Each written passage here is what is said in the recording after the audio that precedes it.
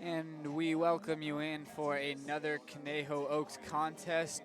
Although you won't be listening to this live, we'll still be recording today's game between the Conejo Oaks and the Arroyo Seco Saints. As always, I'm Josh Mechanic alongside Sammy Holiday and Austin Gregory. And we apologize for this camera angle as well to the players who are going to be watching this tomorrow morning, looking back at their swings. All you can see is your swing. For the Oaks, they are trying to snap a 6-game losing skid that's extended this past week, and they're trying to snap it before an off day tomorrow, and they continue their road trip this week up to San Luis Obispo. It's been 2 straight L's to the Saints, both of them with 8th-inning leads blown for the Oaks. On Friday, it was a 2-0 ball game going into the 8th inning before they lost 6-2. And yesterday's contest was a 2-1 game heading into the bottom of the 8th inning before the script was flipped and the Oaks lost a tough 3-2 ball game. Now, Sammy, what do you think it takes for the Oaks to turn this thing around? I, I, I'm at my wit's end here, man. You can't make up what's been happening these past few games. Just seems every pitcher's throwing strikes with all their pitches. Can't catch when we do catch a break, it comes back and bites us later. We'll get like the Max Audet play last night where the ball just shot up over his head. That was one of the craziest plays I've seen live, similar to what happened in the Dodger game the other night. But the best thing I could say is pray. Just pray. Just gotta pray. Just gotta pray to the baseball gods. Just gotta pray to the baseball gods. Hope some balls fall your way. They don't fall the way of the Saints, and just just pray, Josh. That's the best I can do. I'm at my wit's end here. I mean, the baseball gods. What haven't we said yet? No, What you haven't said we said yet? everything. We know what the Oaks have to do. It's just about going out there and doing it. And the baseball gods have been so unkind to the Oaks. Every single break, it seems, goes against them. And that's just what happens when you're in the midst of a skid like this. But hopefully things start to change today. On Tuesday, they travel up to San Luis Obispo to face a Blues squad that they've already beaten twice. So a win today could potentially start a win streak for the Oaks. The Oaks lineup is as follows. Mac Moyer leads things off in center field, followed by Austin Carrillo, who's back out there in left after an outfield assist yesterday. Brendan Durfee moves up to the 3-hole behind the plate. Then Jack Costello is the designated hitter batting cleanup. Chris Wright back in the lineup today in right field batting 5th. Zach Dode's at 3rd batting 6th. Eli Payton stays in there as the first baseman. He's been one of the only relatively hot hitters for the Oaks. Zach Schwartzberg's in the 8th spot at short. And Taylor Schultz rounds out the lineup playing second base with Alexander Rivas making his second start of the summer, as we'll go to a quick break for the national anthem.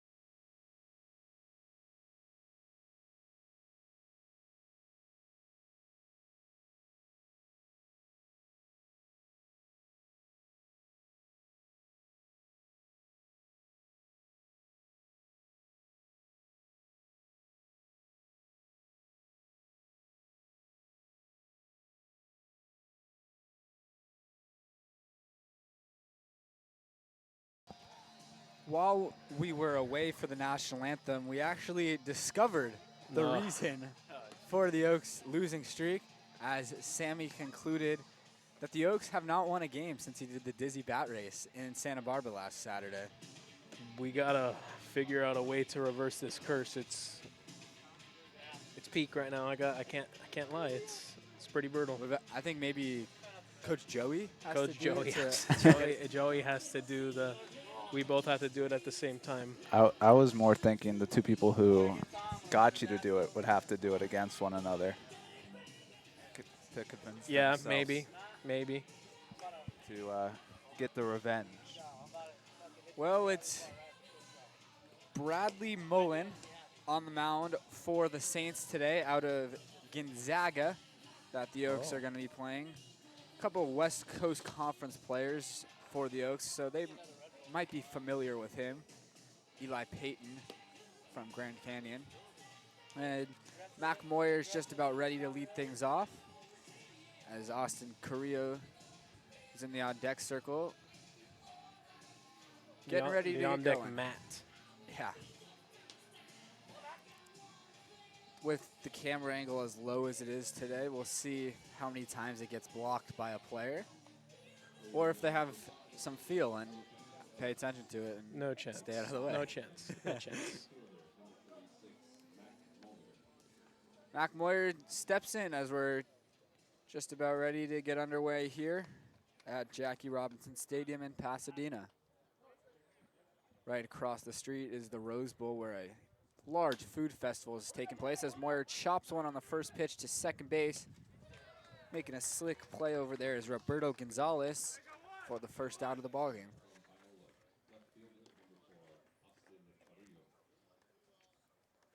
As we've talked about, the Oaks have seen a lot of strikes lately, so Moyer goes out there aggressive early, but unfortunately rolls over one and makes the first out of the ballgame. Which brings up Austin Carrillo. Carrillo lays down a bunt, and it hits himself in the box, so it'll be a foul ball.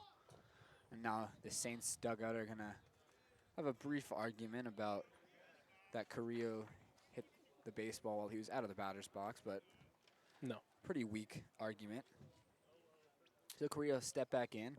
He was 1 for 3 yesterday, coming around to score on a double in the first. He also walked and had a great outfield assist, which at the time eliminated the tying run from coming in the 8th inning.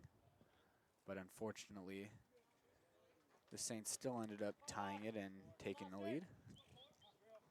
Carrillo told us that out of the hand from his throw, he thought it was offline. He thought the runner was going to be safe for sure, but he nabbed him by good 5-10 feet. Yeah, about a stride and a half you got him by. It didn't even slide. His slide did not even get to home plate. So Carrillo takes a strike on the outer half. Count is now 2-2. Brennan Durfee waits on deck. He was the designated hitter yesterday. He'll be doing the catching duties in today's ballgame. As Carrillo gets on a breaking ball, but it misses down. The count runs full.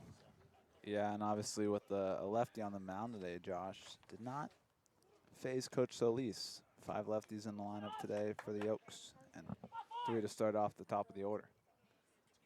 First 3 hitters for the Oaks with a tough lefty-lefty matchup. The payoff pitch to Carrillo. In there for a called third strike.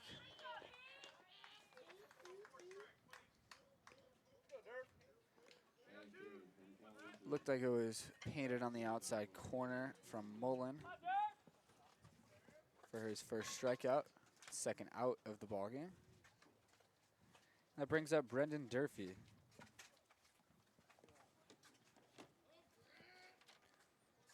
Durfee picked up a couple of hits in yesterday's contest. In fact, yesterday the Oaks had a Brendan Durfee single in the 3rd and then didn't pick up a single base runner until another Brendan Durfee single in the 6th.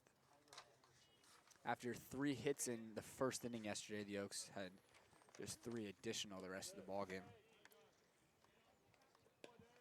It was a hot start out the gate, but then more of the same from what we've seen for the Oaks over the past week. Counts even up at 1 on Brendan Durfee, who hits that one to right field. It's going to drop for a base hit. Durfee stays put at first base, but it's a 2-out single. Good piece of hitting right there by Durf. Pulled those hands in, kept the ball fair, gets himself a 2-out knock. Never know what can happen after this. Especially with this field, probably the smallest ballpark that the Oaks are going to be playing in this summer as far as dimensions go. 374, the deepest part of the ballpark. That's a straightaway left field. Very odd dimensions here, as straightaway centers 364. So the lefties have a big advantage, which is probably part of the reason why Coach Solis has so many in the lineup today. Costello takes a strike. Jack drove in both runs in yesterday's contest for the Oaks back in the first inning.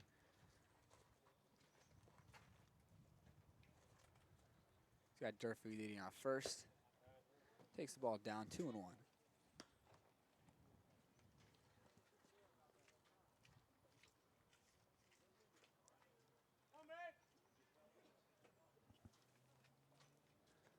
During batting practice here, we've seen Costello driving the baseball to left field, even clearing the 374 sign out there.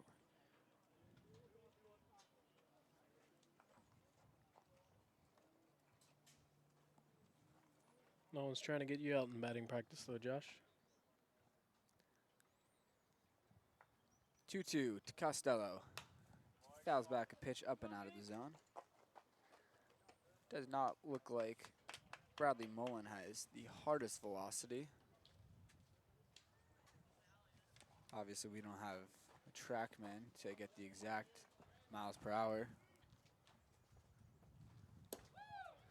But he paints a fastball on the inside corner to get Costello looking. After a 2-out Brendan Durfee single, Mullen strikes out Costello to leave Durfee stranded at first. We head to the bottom half of the first inning. Still 0-0.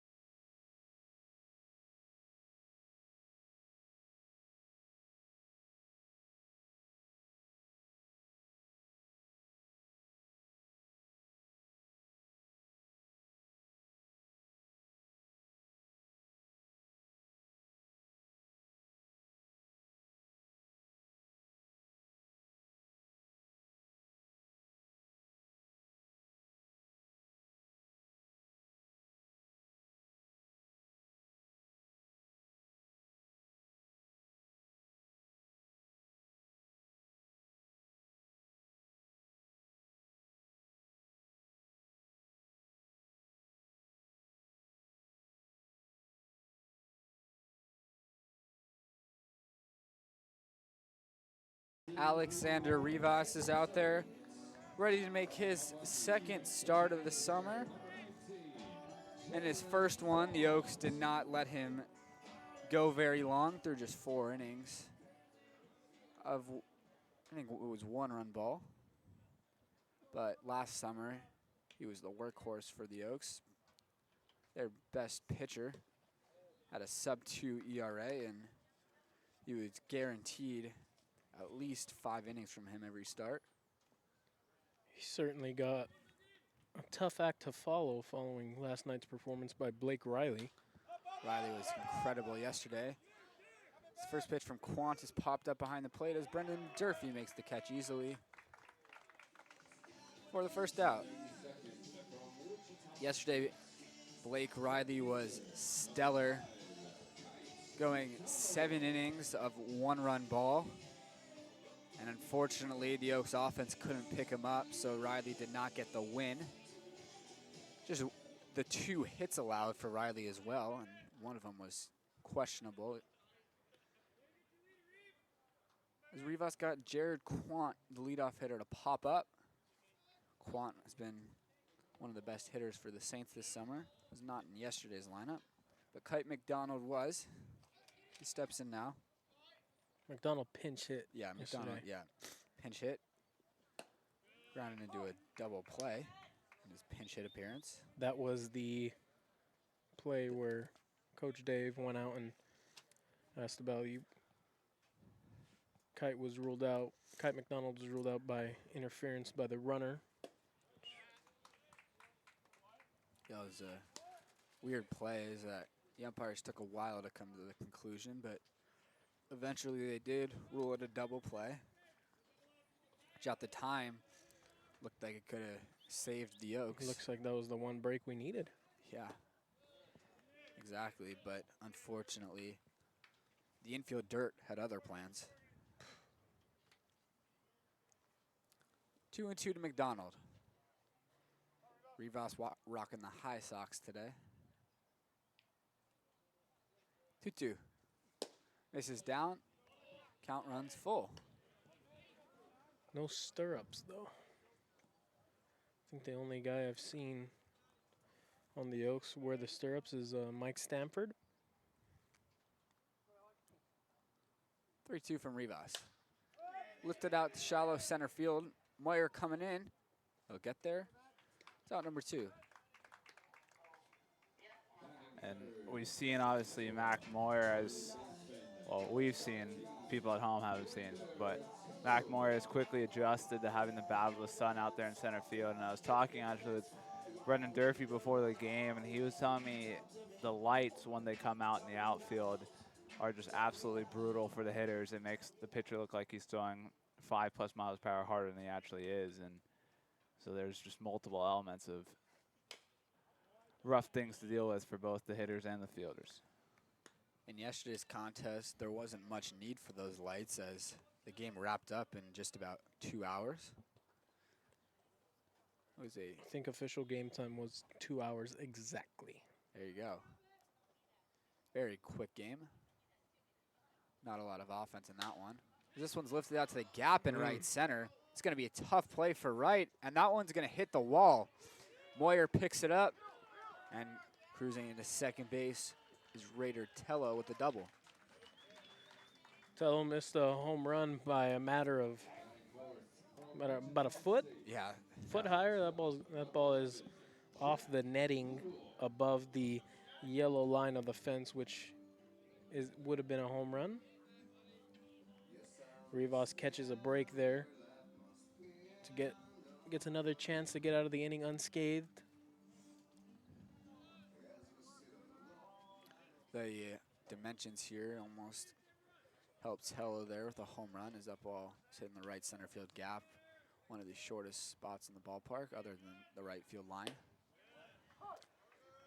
So that one's in there for a strike to the shortstop, Jack Little.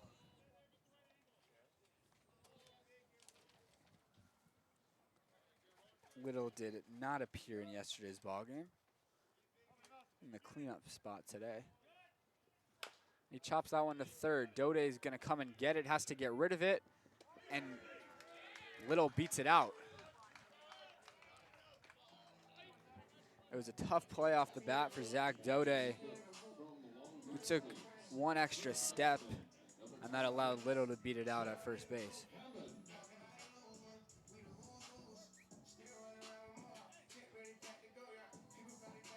That'll go down as an infield single for Jack Little. Bang bang play there, depending on your affiliation, determines how you saw that play. Some biased eyes over here thought that Little was out. Looks safe to me. Jack Hammond steps in. Tells us all we need to know about your affiliations, Josh. I thought he was out. Yeah, no, I thought he got in there. It's Jack Hammond takes a strike. Hammond did not play yesterday, but we saw him on Friday. Rivas picks over, but getting back in there is Little.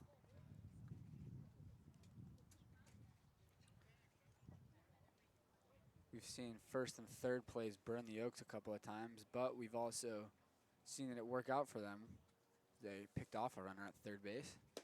Mm-hmm. Rivas gets ahead 0-2 on Hammond. We'll see if the Saints decide to run here in this situation. Obviously Durfee with the hose back behind the plate.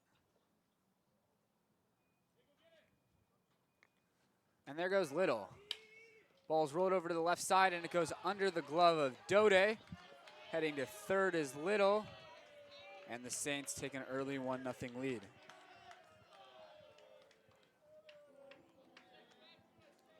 Batting sixth from Cincinnati, catcher number 24, Alec Jones.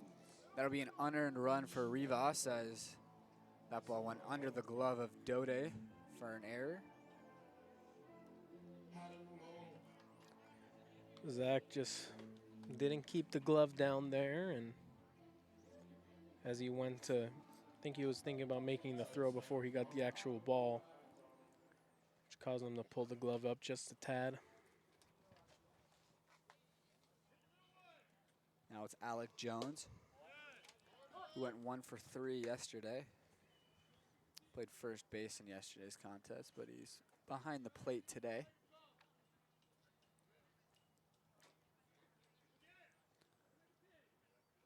Rivas steps off, and he gets the runner at first. Hammond was jumping and bouncing off first base, was way too far off. Easy pickoff for Rivas. And we head to the second inning. 1-0 Saints.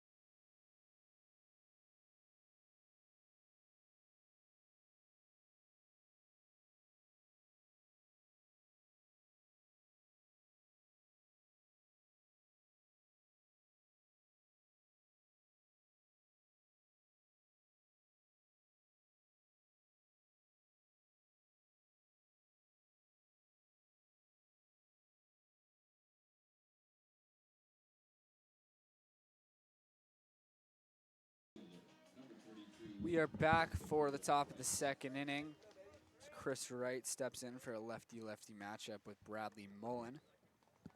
Yokes trail already in this one. As Wright check swing, they say he went around. Wright was not in the lineup yesterday, but he's been one of the best hitters for the Oaks this summer. Has a grand slam to his name. He's hitting just below 300 on the year.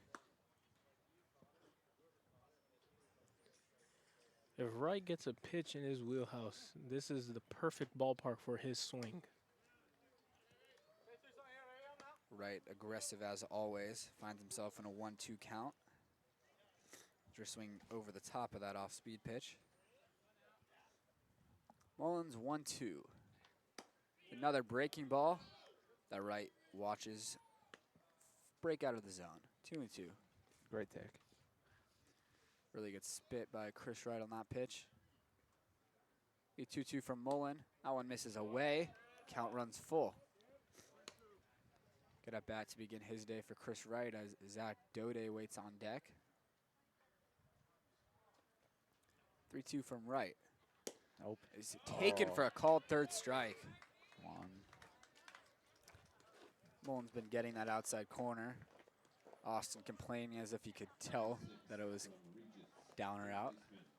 Looked like Mullen was flirting with that location 3 pitches in a row. Finally got the call from the umpire there. Of course, from our angle, we can't see where it is on the plate, but the height for sure looked similar. That's now 3 strikeouts for Mullen, and all 3 of them have been looking. Pretty much in the exact same location, low and away to Carrillo and low and into Costello, but as Carrillo and Wright are both lefties and Costello's a righty, it was all pretty much the exact same spot. 1-1 out of Zach Dode, who made the error in the first that allowed the Saints to score a run. Zach usually very sure-handed over there at third.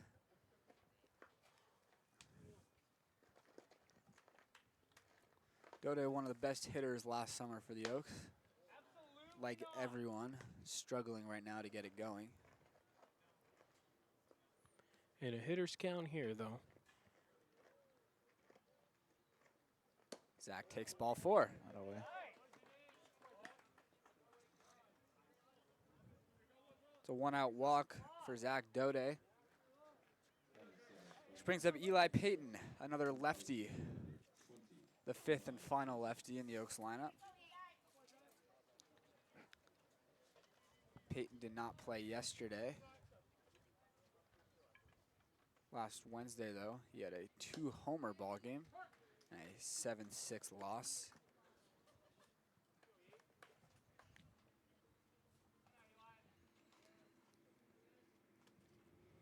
A lot of power in that bat for Eli Payton, and with these dimensions, as Dode gets picked off, they throw to second, and Dode is tagged out. He went first move with the lefty, and Mullen picks over, and then the first baseman, Hammond, throws to second, and they tag Dode out.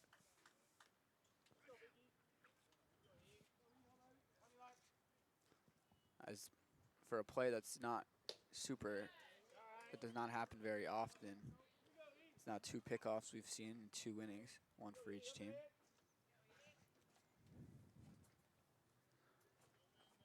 Oh, 0-2 to Payton. Breaking ball misses up. Mullen had Payton fooled as he ducked down, but the pitch broke over the plate. It just didn't break enough. I Stayed think up. it may have been inside, Josh. Looked like good height to me. Okay. 1-2, Payton rolls over, just stays fair. Hammond steps on the bag. And Mullen faces the minimum in the second, even after the Dode walk, who he erases with the pickoff. Head to the bottom half of the inning, 1-0 Saints.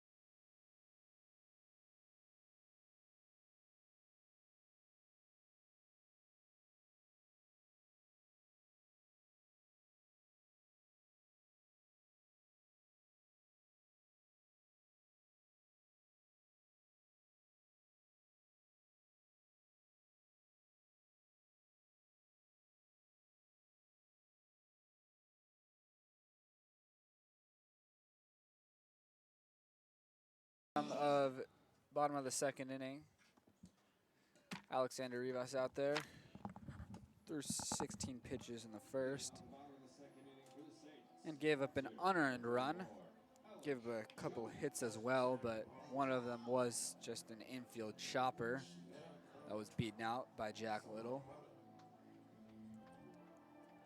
The real scary at-bat was the Raider Tello double into right center. That went off the top of the wall. Although Tello came around to score anyway after the Dode error. That one misses down to Alec Jones, who's back in there as he was up there when Hammond was picked off of first base to end the first. He rolls that one right back up the middle for a base hit. Rivas did his job last inning. He got 2 balls. He got 2 batters to ground out weakly. Just wasn't able to be picked up by his defense. And that last ball that was just hit, that ball wasn't hit very hard either. Just perfectly placed to get through the middle infield. Nothing they could do. Just would have had to be positioned differently defensively to make that play. If he gets that exact same swing right now, it's going to be a double play ball with the Oaks middle infield now in double play depth. For Roberto Gonzalez, the second baseman today. Gonzalez was in there yesterday, went 1 for 3 with a double.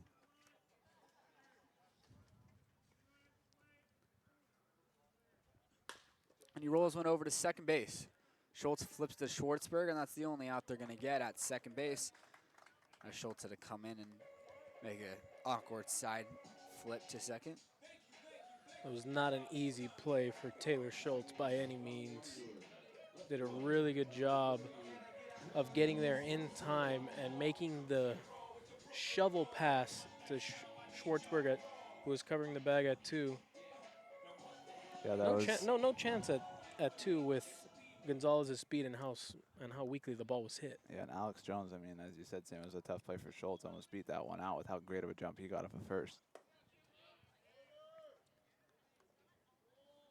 And Schwartzberg being smart out there at shortstop, recognizing that there's no chance for 2, so he turned himself into a first baseman and just stretched out to make the catch. Now it's James Nelson, the left fielder. Another lefty against Rivas, who throws over, but Gonzalez is back in there easily. We know that Rivas isn't the quickest to home plate. We've already seen the Saints try to exploit that a couple of times. Rivas picked off Little he picked off Hammond, who got out a little too far over there at first base. It was Little who attempted to steal second and then went straight to third after the ball to left field. This counts 2-0 to Nelson. Rivas is trying to keep Gonzalez relatively close to the bag at first. He comes home and misses outside.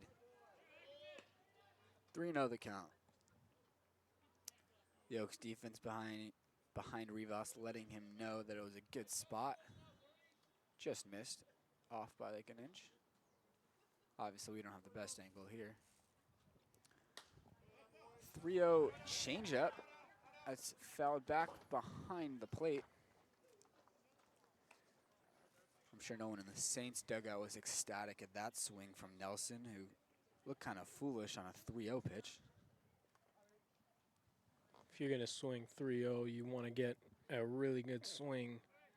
Getting fooled on a changeup definitely doesn't endear you with your coaching staff. Another hitter's count, though, for Nelson, 3-1. And this one's hit over to third base. Dode only has one play, and it's to first. Gets the out there, but Gonzalez advances to second, as Nelson is the second out of the inning.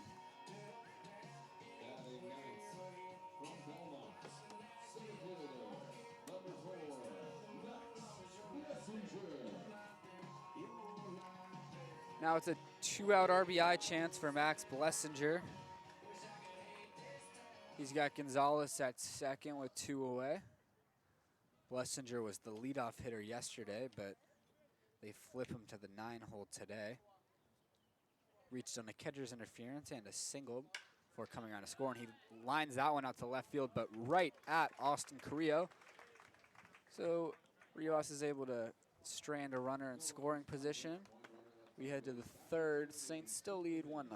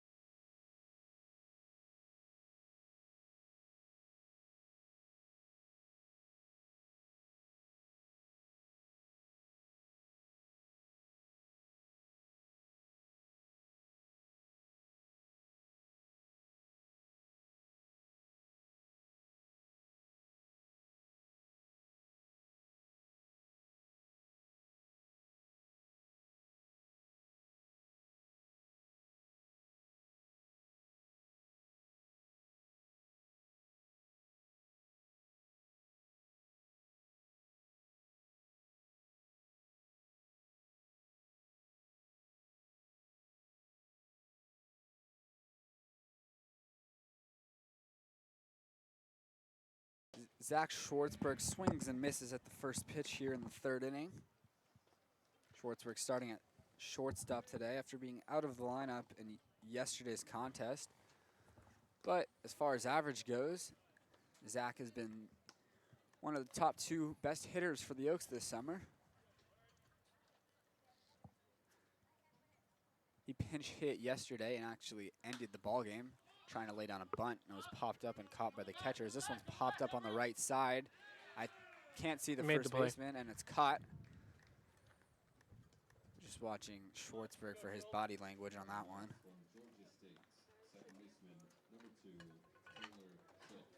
So 1 out as Schwartzberg pops up to first base. Yesterday, Zach pinch hit with 2 outs in the 9th inning. Tried to light a spark by getting a bunt down, but was caught by the catcher. Now it's Taylor Schultz, another guy who wasn't in the lineup yesterday. He takes a strike, 1-1.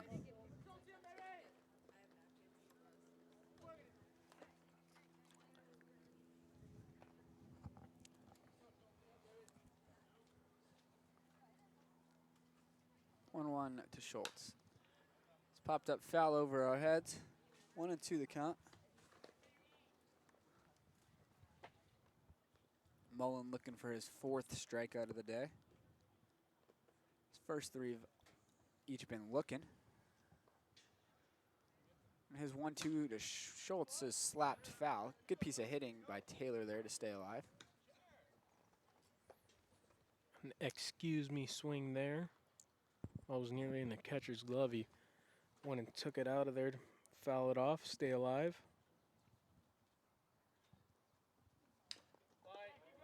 Schultz hits that one foul.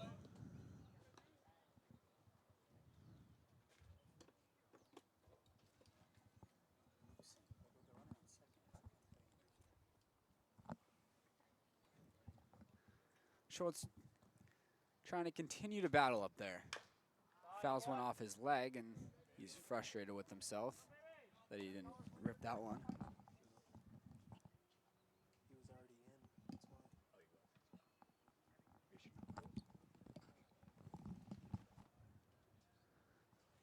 Still 1-2 to Taylor Schultz.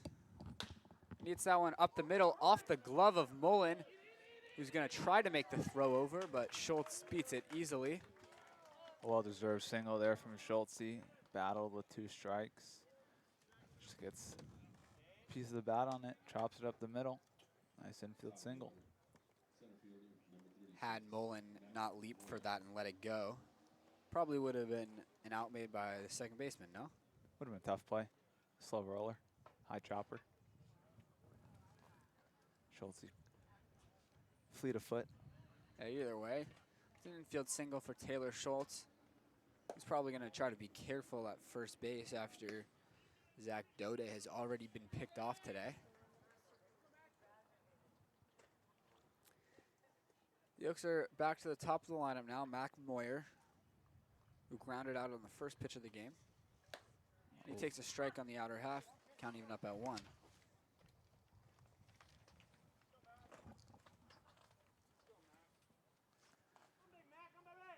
Moyer ripped an 0-2 fastball yesterday right back up the middle for a single, and subsequently came around to score. This one's in the dirt. Great read from Schultz. Throw down is not in time. That's exactly what the Oaks preach, what Mike Sosha was preaching to the Oaks, always trying to take the extra base. That one barely got away from the catcher, but some heads-up base running from Taylor Schultz. The second he saw downward angle, he took off. Gets into second base. Now Moyer's got a chance with the runner in scoring position. Less than 2 outs. He hits that one off himself. 2-2. See a little bit of frustration there from Mac Moyer, is just on top of that one. And obviously, maybe a little bit of an ouch factor too, as that one went off his foot.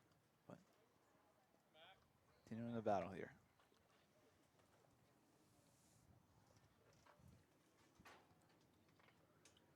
Mullins 2-2. The breaking ball that Moyer's able to lay off on. Half-hearted appeal to third base. Count runs full. Austin Carrillo is on deck.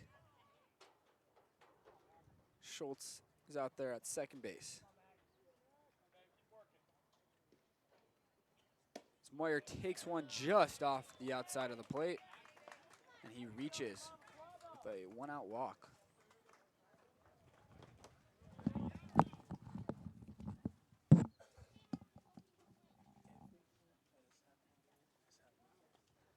Outfielder number 4, Austin Carrillo.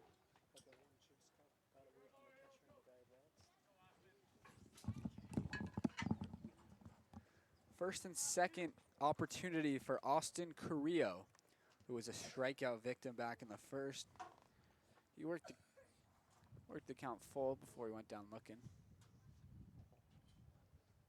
Shows bunt, pulls back. Schultz heads to third, and Moyer goes to second.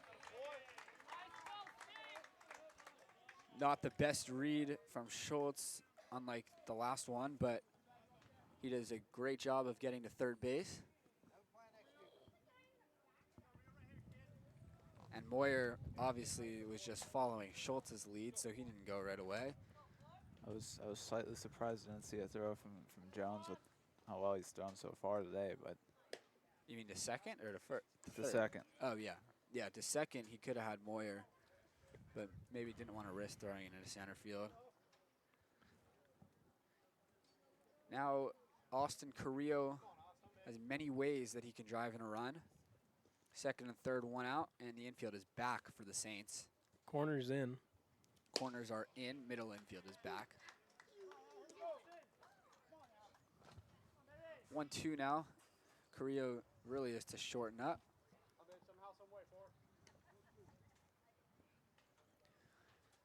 Look to find any way he can of driving in at least one of these runs. Mullen delivers. Carrillo takes a breaking ball. It's interesting to watch Austin Carrillo here. Once the pitcher comes set, he takes about half a step forward in the box.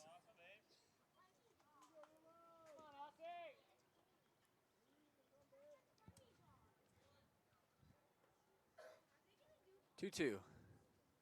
In the dirt. Good block by Jones. Count is full. Austin Carrillo just looking to put the ball in play, tie up this ball game. Bradley Mullen looking for a big strikeout here. Brendan Durfee patiently waits on deck. The 3-2 gets ready to come home to Carrillo. Mullen set. The pitch is laced down the right field line. It'll stay fair. 2 runs are going to come in to score as Austin Carrillo gives the Oaks a lead. Atta babe.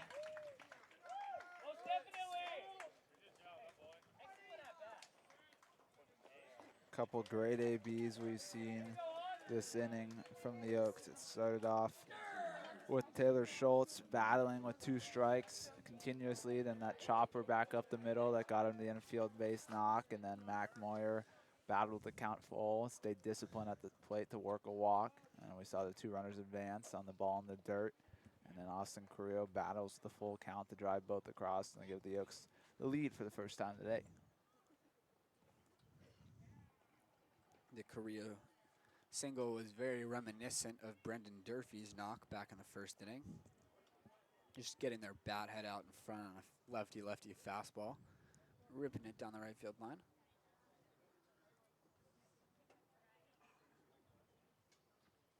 Thought for a second Carrillo was going to try to stretch it into a double, as I couldn't really see the right fielder, but after a hard turn, he stayed put at first base. The Oaks lead 2-1 now, but they've had leads the past couple of days, and that hasn't mattered as they've blown them late. It's Brendan Durfee now. He chops that one to second base, to second for 1, and nearly pulling the shortstop off of the base. By keeping his foot there is Jack Little, so they just get the fielder's choice at second.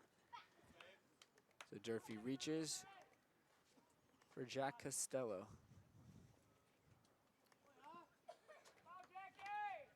Designated hitter number 14, Jack Costello was a strikeout victim his first time, caught looking at a fastball in the inner half.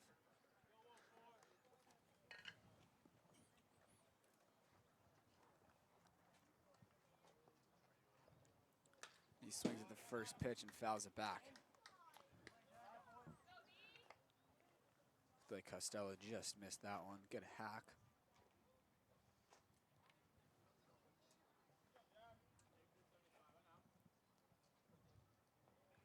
The Oaks have really gotten Mullen's pitch count up this inning.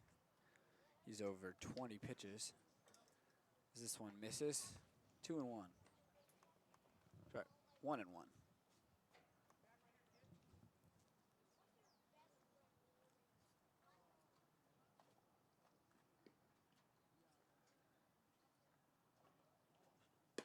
Costello takes up and out of the zone. 2-1.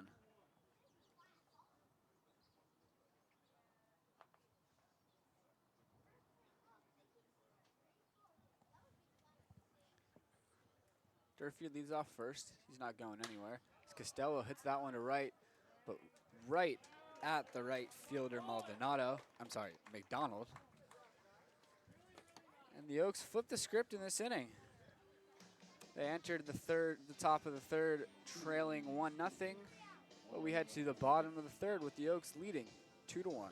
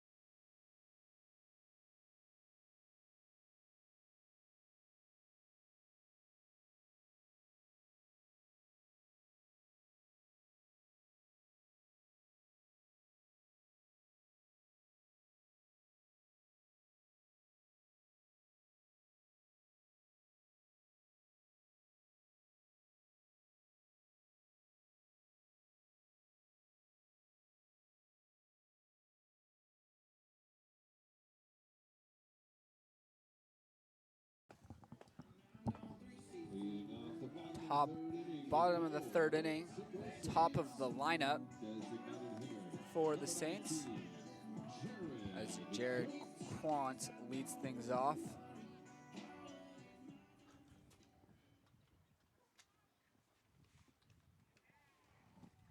Quant has been one of the best hitters for the Saints this summer as he shows bunt, pulls back on a strike from Rivas. He popped up to the catcher back in the first.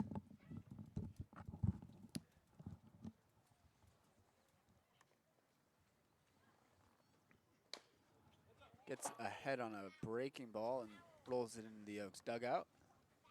0-2. Saw those lightning quick reflexes from the coaching staff to get out of the way.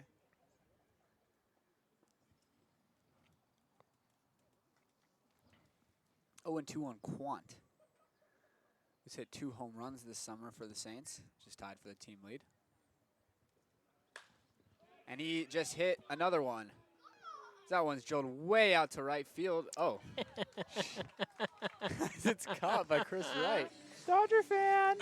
Now it's the that was he was right on the wall. That was caught at the wall. You it was really the dimensions. You made it seem like that was.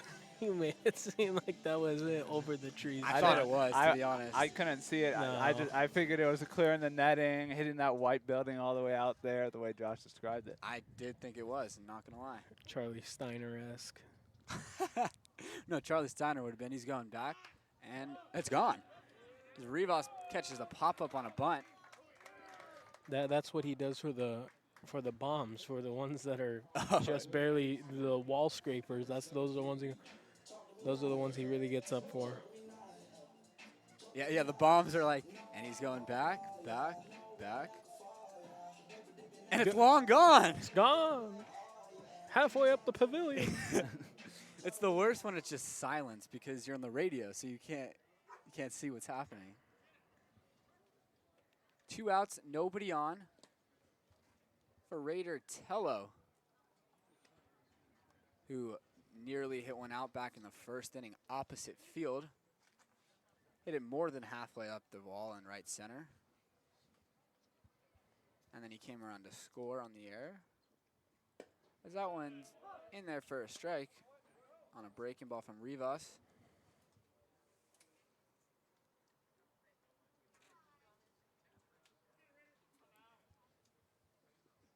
That one's lined out to left field in front of Austin Carrillo for a 2-out single. Ball was laced. Second ball today that Raider Tello has really pieced up.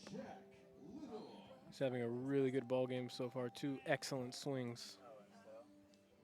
2 hard-hit baseballs. So Rivas can't pick up the 1-2-3 inning, but still looking for minimal damage. Just the single as Tello gets a great jump. Heads for second. Durfee's throw is not in time. Low throw that Schultz couldn't dig out. But Tello would have been there either way. Yeah, great jump.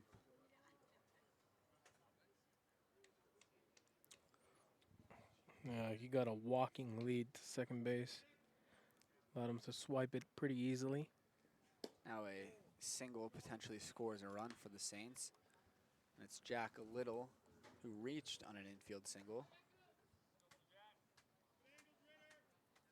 Hit a chopper to third base that he was able to beat out. 2-0 the count to Little. It's in there for a strike. 2-1.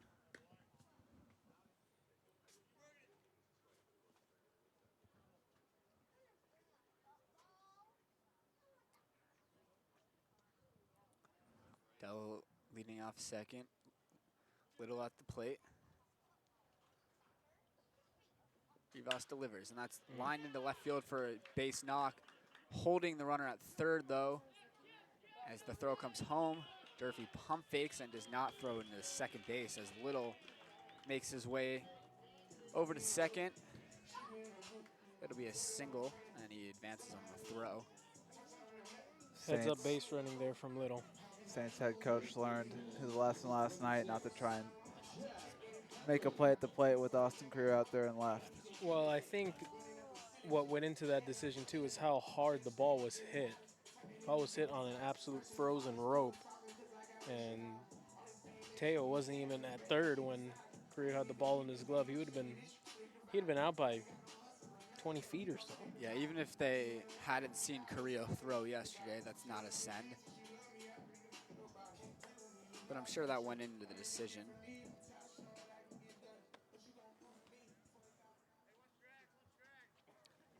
Now 2 men in scoring position and 2 out. Alexander Rivas trying to get out of a jam. That one's lifted out to left field, but Carrillo is there. So Rivas is able to escape with 2 men in scoring position. We head to the middle innings with the Oaks leading 2-1.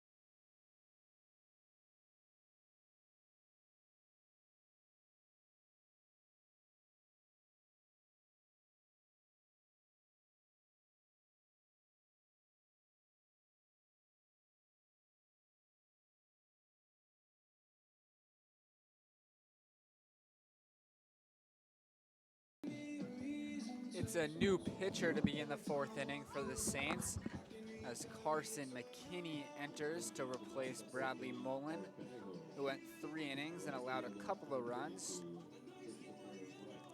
As Sammy noted, McKinney is a big boy out there on the mound, 6'4", 230, out of Blinn. Blinn College. Never heard of Blinn. Nope. He bounces his first pitch at the feet of Chris Wright. 1-0 now to Wright, who struck out looking in his last at bat, which isn't something we see very often from Chris Wright. He's often very aggressive at the plate. Counts even up at 1. That one down below the knees. 2-1. Blinn College is a college in Brenham, Texas. East Central Texas. Closer to biggest city would be next to is Austin, Texas. Hitters count now for Chris Wright, 3-1. He'll look for one spot and look to drive it now. A lot of pop in his bat. 3-1. By him. Count runs full. Hefty hack there from C-Dub. Counts now full.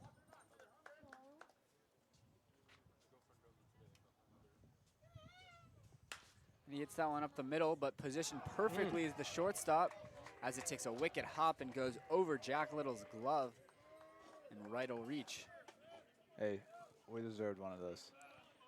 I don't think that went over his glove, Josh. I think that just ate him up. Absolutely ate him up. Yeah.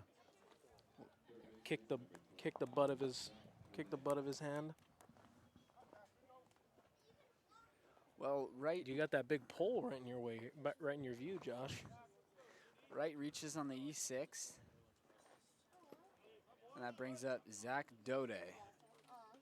Dode walked, but then was erased with as he was picked off back in the second.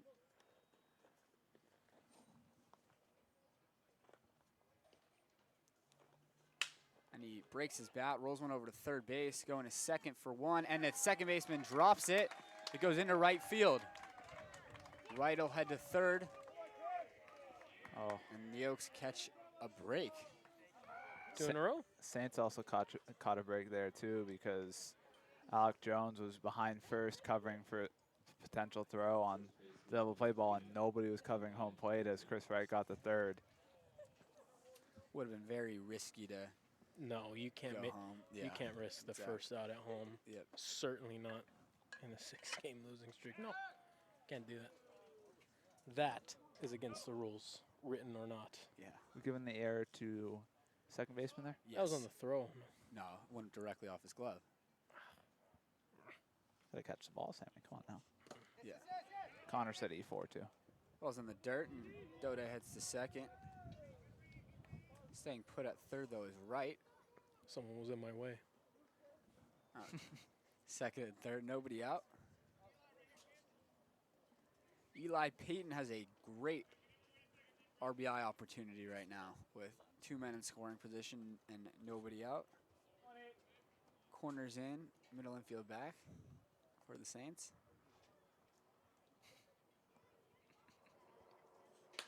Payton lifts that one down the right field line in foul territory. You can't see the right fielder catches it. Wright's tagging, the throw is cut off, and Wright's in there safely. A sacrifice fly for Eli Payton extends the Oaks lead to 2. Chris Wright fired up, heading to the dugout there.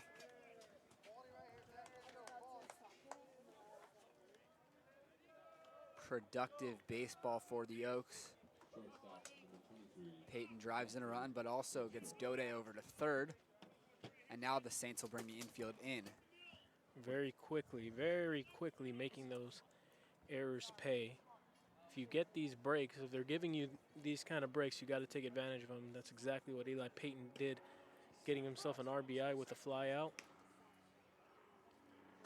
We couldn't see how deep it was hit down the right field line, but Looked about medium depth. yeah. Deep enough to get both runners to advance. As Schwartzberg hit one's on the ground to first. Throw home is not in time. Dode's in there safely. And the Oaks lead 4-1. Great job there by Dode as he's able to wrap around his right hand to be able to touch home plate there to evade the tag. And with that, Zach Schwartzberg trades a broken bat for an RBI single. That'll go down as a fielder's choice, not a single. Yeah, he It's gets an RBI he gets either the way. RBI. Yeah, either way, he did trade the bat for an RBI. 4-1 Oaks. That equals their run total from the past 2 games combined. Hopefully they can keep it going. Almost got him there. Half-hearted pickoff attempt. Well, they can't see first base, so Austin was joking. The pitcher just lobbed that over. 0-1, Taylor Schultz. Counts not 0-2. I guess nobody can see right now, though, since we're not even live. So tomorrow morning when you rewatch this pickoff back, just know he was in there easily. 0-2 to Schultz, who singled and came around to score back in the third. Infield knock for Taylor, and just like his last at-bat, he's fighting up there with 2 strikes. That one went off the catcher, so the home plate umpire is having a little conversation with McKinney to give Alec Jones some time back there.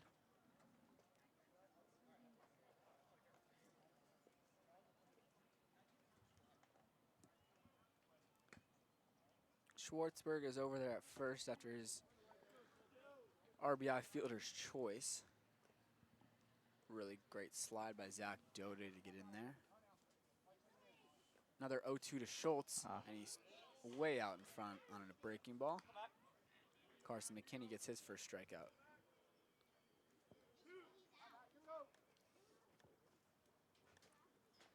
That brings up the top of the lineup, and Mac Moyer. He walked the last inning and also came around to score.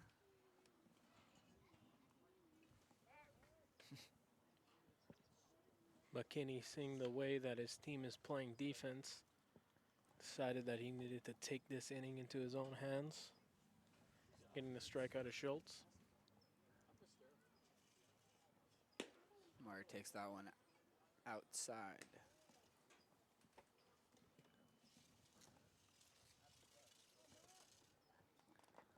Still relatively early in the CCL season, so coaches have used their pitchers very carefully, not wanting to overwork anyone, as Schwartzberg takes off for second base, and he's in there. Zach Schwartzberg gives the Oaks a chance with a runner in scoring position and 2 outs to potentially score their 3rd run of the inning. Why not? Pile on some more.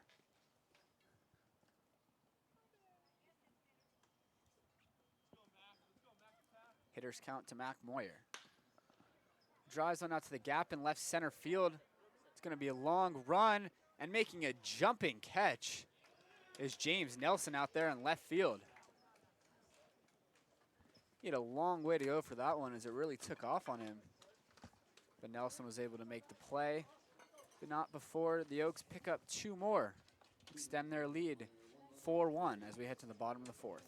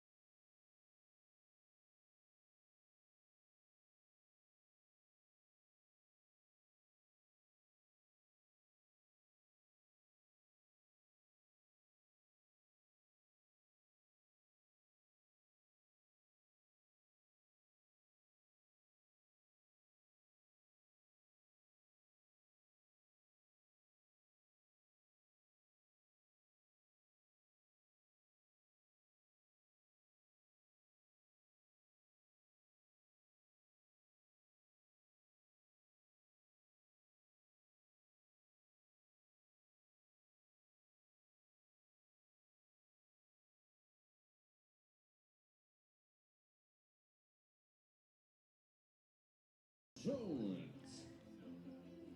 Catcher Alec Jones will lead it off for the Saints here in the 4th inning. He singled back in the 2nd, but was erased on a fielder's choice. Alexander Rivas still out there. He misses with his first pitch of the 4th.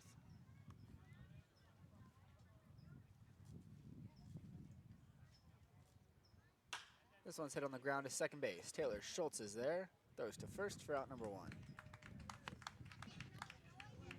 And we'll see how long Josh Rivas is on the mound. I talked to him before the game. I said, what's the plan for today? We got a pitch count or anything? He goes, honestly, I don't really know. So we'll see how long Rivas is out there. I'm sure the hope is just to try and get as much out of him as possible. Well, he's been able to keep his pitch count under control today. Only at 43 pitches here with 1 out in the 3rd.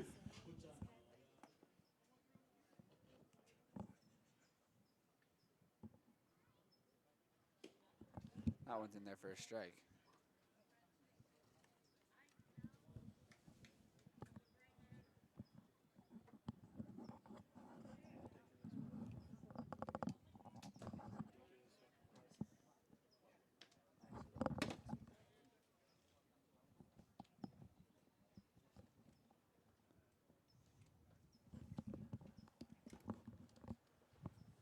One and 1 the count on Roberto Gonzalez.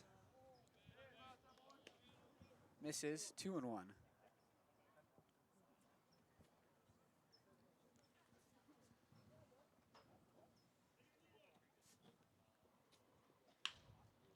Two and 2 now. Gonzalez very tardy on that one. He reached on a fielder's choice. His only plate appearance today.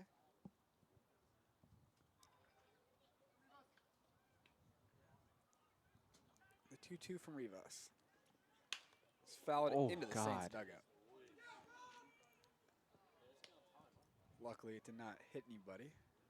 Very, very tardy again. Desperation swing from Gonzalez. Yeah, that one was nearly in Durfee's glove before he took a hack at it.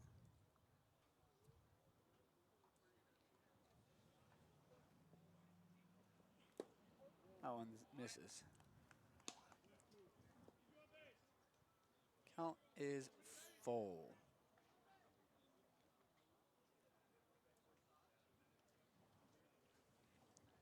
Rivas looking for a strike here. Jeez. Throws a strike, but Gonzalez fouls it away.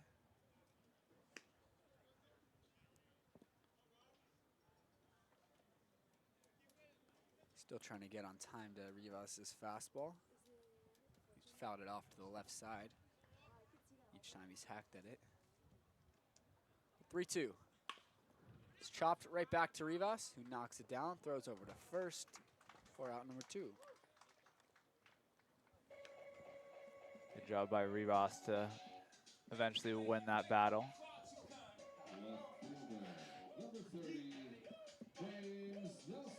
As it gets deeper in the count, it's obviously harder for a pitcher to continue to throw strikes, but Rivas kept battling. Kept firing balls into the zone, which forces Gonzalez to swing the bat and chop one right back to the box. Now it's James Nelson who ran down that ball in left center to take away a hit from Mac Moyer just in the top half of this inning.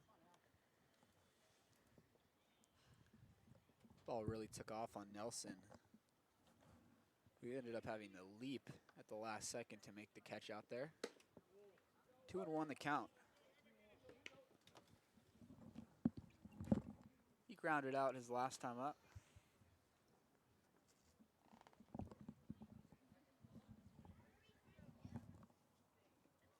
Ah. 3-1.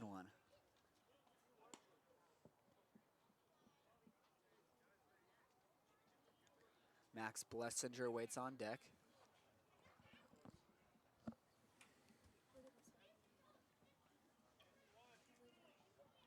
Rivas is 3-1. lined out to left center field. It'll be a long one for Carrillo, and it goes off of his glove. Moyer picks it up out there in center field. He throws it in, but Nelson slides into second base. Just a tough break there. Hey, that's got to be ruled a hit. Carrillo had to range a long way. It was about to be. It could have been a similar way that the last half inning just ended with a jumping catch, but Given that Nelson will get credit for a double there. double. And that's exactly what Alexander Rivas did not want to happen. Inning extended for Max Blessinger, and we saw yesterday what Blessinger did when with two outs. It's already back-to-back innings now that Rivas has given up a 2-out knock. Blessinger and Quant have been the two best hitters for the Saints this summer. Blessinger finds himself in the 9-hole today, with Quant right behind him batting leadoff. It's an interesting way to build your lineup with one of your best hitters hitting 9th. Rivas is 1-1. A breaking ball, it's in there for a strike. 1-2. I guess it's kind of the perfect example, Sammy, of the second leadoff hitter, as they like to say. Blessinger was the leadoff hitter yesterday, and now he's down in that 9 spot to be that second technical leadoff hitter. 1-2. It's in the dirt, and Blessinger goes fishing. Chases a changeup down in the dirt as Rivas picks up his first strikeout of the day. We head to the 5th inning. Oaks leading 4-1.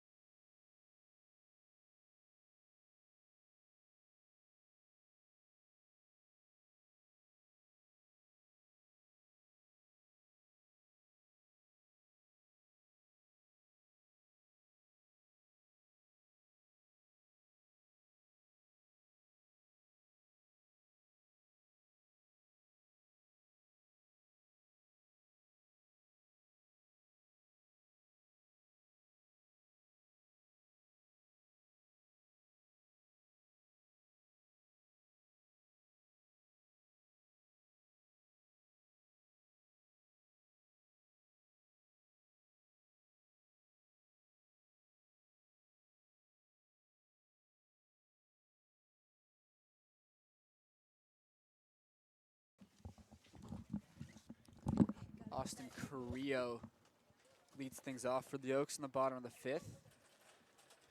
He drove in the first 2 runs of the game with a single to right field. And he hits another one down the right field line. It'll stay fair again. This time Carrillo's gonna head for 2. The throw into second is in time to get him.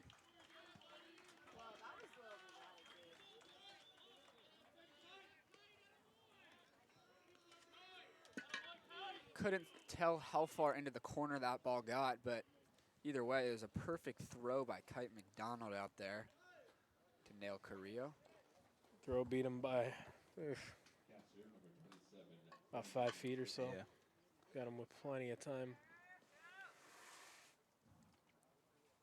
It's also a good pick and tag over there at second base. Durfee swings through it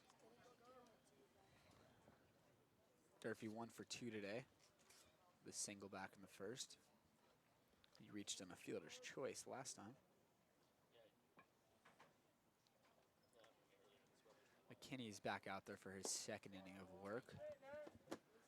He replaced Bradley Mullen, who pitched the first 3 for the Saints.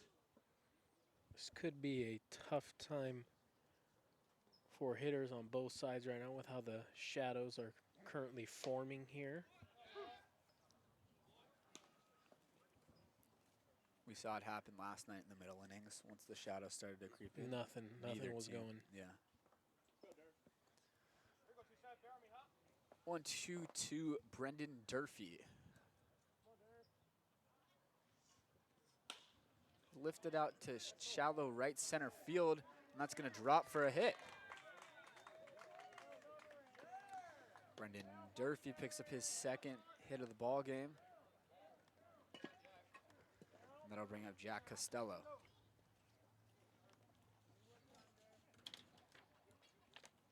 Designated hitter number 14, Jack Costello. Costello is 0 for 2 today. A strikeout and fly out to right field.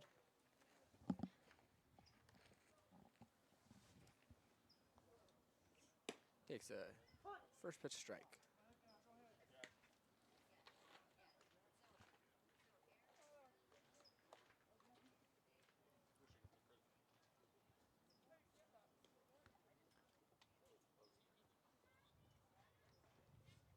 Oh, misses away, 1-1.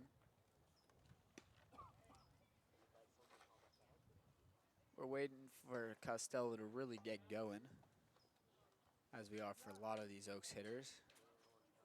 But the expectations for Jack Costello have been very high since joining the Oaks. He's found himself in the top left of the lineup just about every time he's been in there. He hasn't had very many off days either since joining the Oaks. He tries to check up on that curveball, and he does not. 1-2.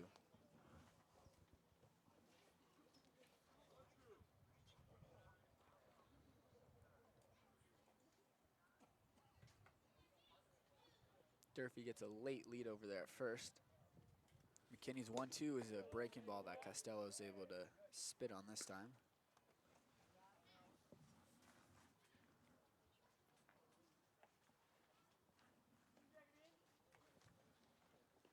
Two and two the count.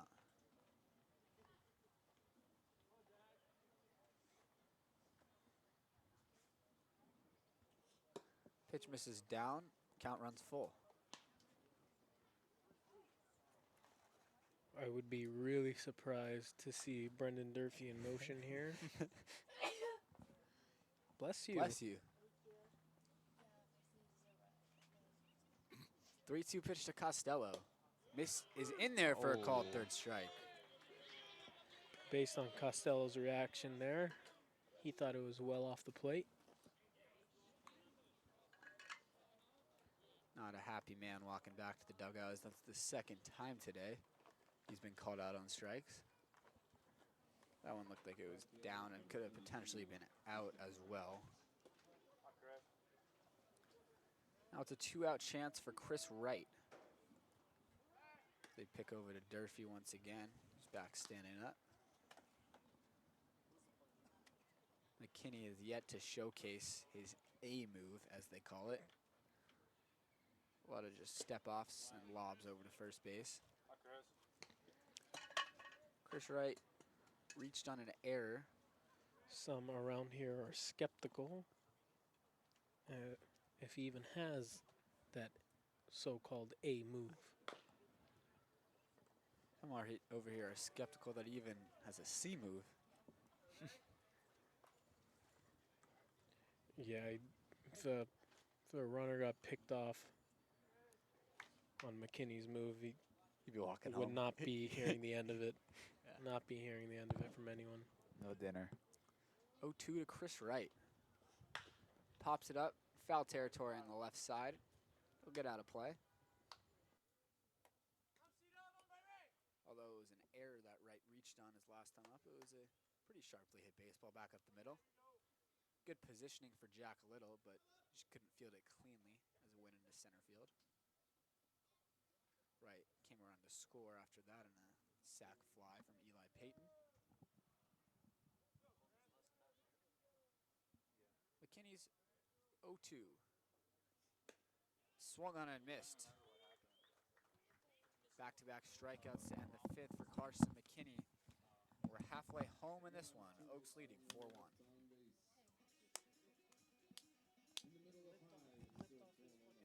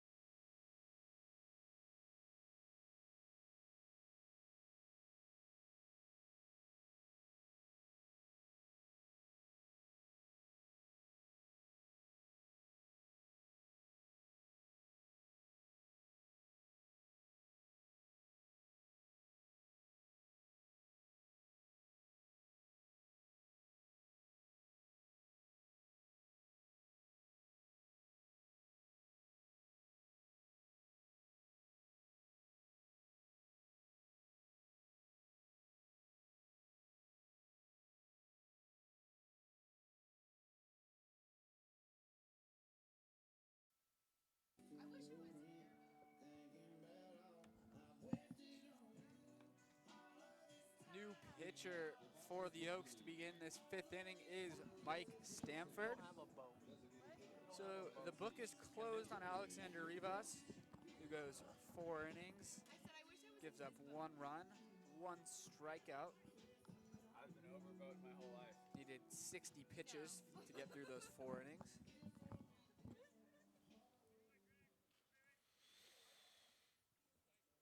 Come on, Mikey. As Mike Stanford makes his 2nd appearance of the summer. His first one was a very efficient 1-2-3 inning with 3 weak groundouts, as Mike Stanford tends to do. Big ground ball guy. He's going to get a lot of weak contact on the ground. As this one's lifted out to center field. Boyer's going back on it, still going back. He makes the catch in front of the warning track.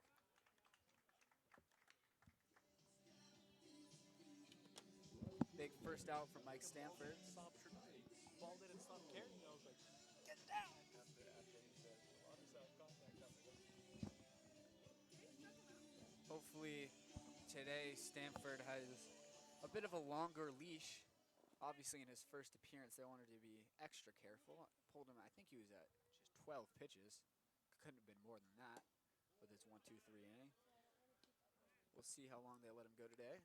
Well, obviously, Josh, last summer we saw Stanford become a starter by the end of the season for the Oaks, and not sure if that's the plan for him as he continues his collegiate career now at the D1 level. As he gets a weak ground ball over to shortstop, Schwartzberg throws across for out number 2. And after a successful summer with the Oaks and then a even more successful spring season at the College of the Desert, Mike Stanford's making the big jump next summer, and his baseball career, transferring to the University of Utah.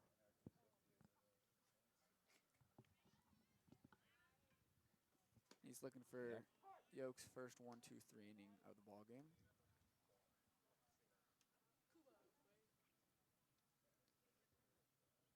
Some length out of the bullpen from Stanford would definitely be nice for the Oaks. Of course, his health is obviously the priority.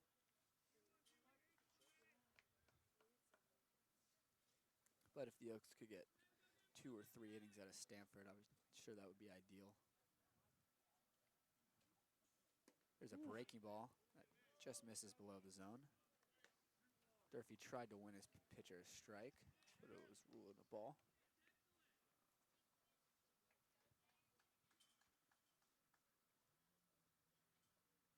Two and 1 the count to Raider Teo, who's 2 for 2 today.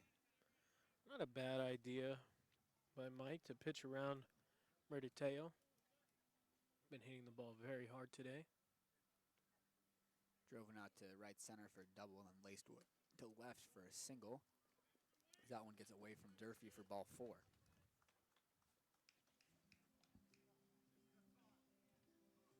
Shortstop, number 11.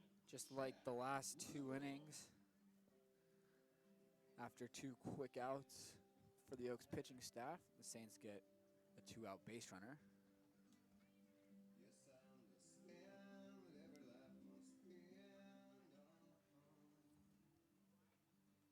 That brings up Jack Little, who's also 2 for 2 today. He's got himself a couple of singles. One was hit much harder than the other. Reached on an infield single in the first and hit one on the ground out to left back in the third.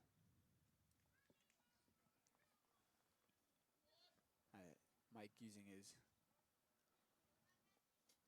presence on the mound to keep the runner honest at first base as he's a lefty out there. Counts even up at 1.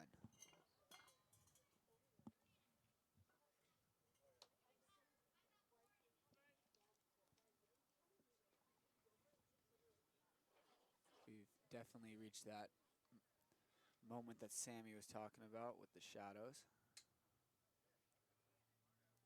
1-1 is drilled hard on the ground through the left side. Dode gives his pitcher a courtesy dive, and it gets by him for a 2-out single.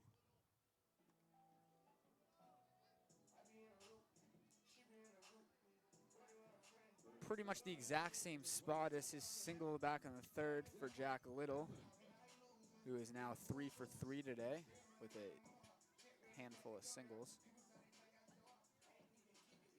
Now it's 2 on and 2 out for Jack Hammond. Mike Stanford all of a sudden needing to pitch out of a jam. This one misses away.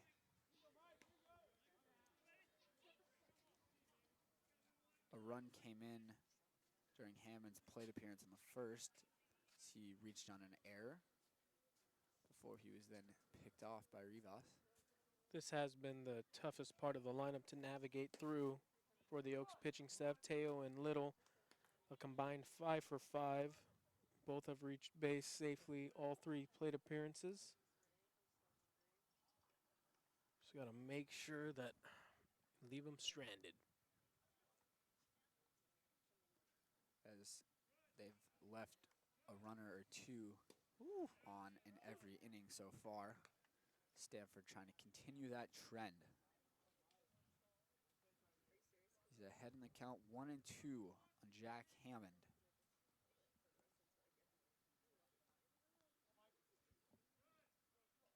The pitch is hit right back to the mound, goes off Stanford, and there won't be a play at first. It's another infield single for the Saints. Unless we want to rule that. Rule that one in error? That's a hit. Yeah, it's a Yeah, hit. that's a tough play for Big Mike. And it's unfortunate for Big Mike after Josh mentioned earlier, as Big Mike's used to a lot of soft contact. We obviously saw Quant put a big swing into the baseball to be the first out of this inning, and then obviously the hard hit single from Jack Little in the gap. He finally gets that soft contact, but just unfortunate as it was a tough play for Big Mike as a lefty getting off the mound there to be able to make that play.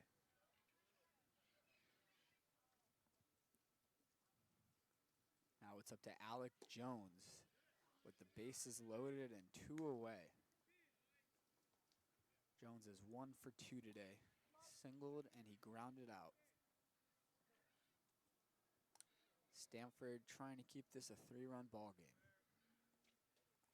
Bases loaded. Pop up out of play. Counts even at 1. Raider Teo is at third.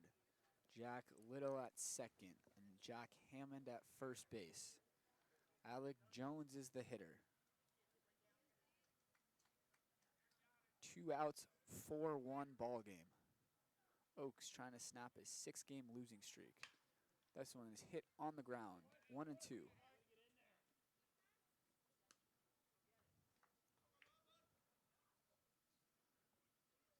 Stanford, not a huge strikeout guy, but he'd love to get a strikeout here to leave him loaded. Maybe a high fastball, maybe a changeup blown away. Got to trust his catcher in this situation, especially with such a big backstop here. The 1-2 is hit softly down the first base line. It's going to stay fair. Stanford picks it up and throws him out. That was not an easy play for Mike Stanford to make, but he made it look easy. The Oaks Just composure right there. That was all composure from Mike Stanford. easily could have thrown it off the back of the base runner, but makes Could a have thrown it perfect throw. away.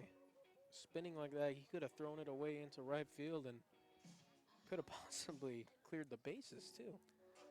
But luckily for the Oaks, Stanford keeps his composure, gets the Oaks out of a big bases loaded jam.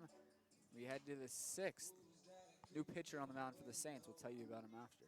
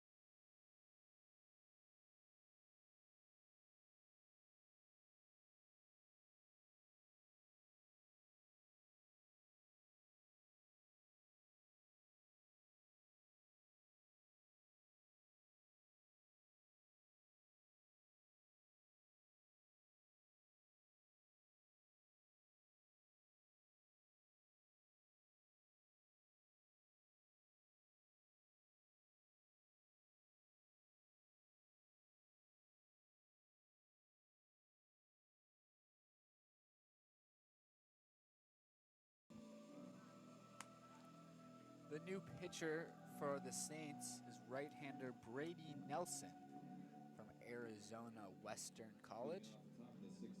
He's going to be facing 6, 7, 8 in the Oaks lineup. Zach Dode, Eli Payton, and Zach Schwartzberg.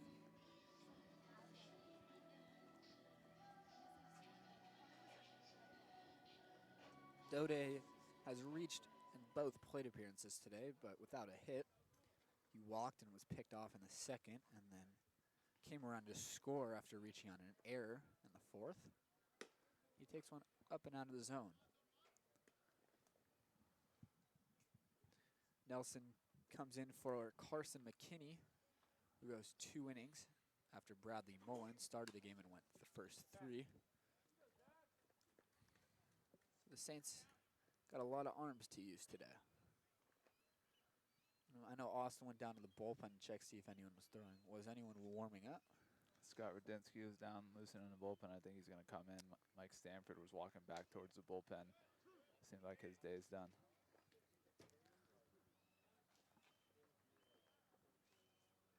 Stanford was good today. Got out of that bases loaded jam after getting the first 2 guys out. Gave up a couple of 2-out hits and a walk, but he redeemed himself in the end with a stellar play coming off the mound. Saved at least a run. 2-2 the count to Zach Dode, who takes one below the zone. Count is full.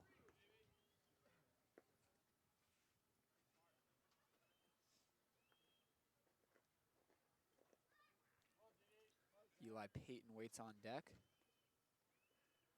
3-2 to Dode. Misses. The second walk of the ballgame for Zach. Great AB right there.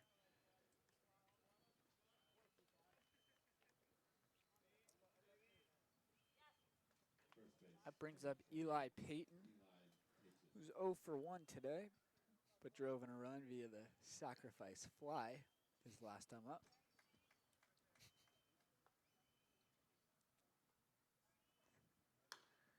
Payton fouls that one away. We're sorry, Eli, if you watch this back tomorrow and can't see yourself. Sammy's trying. There we go. There it is. Oh. 0-1 to Payton. Swings and misses. 0-2.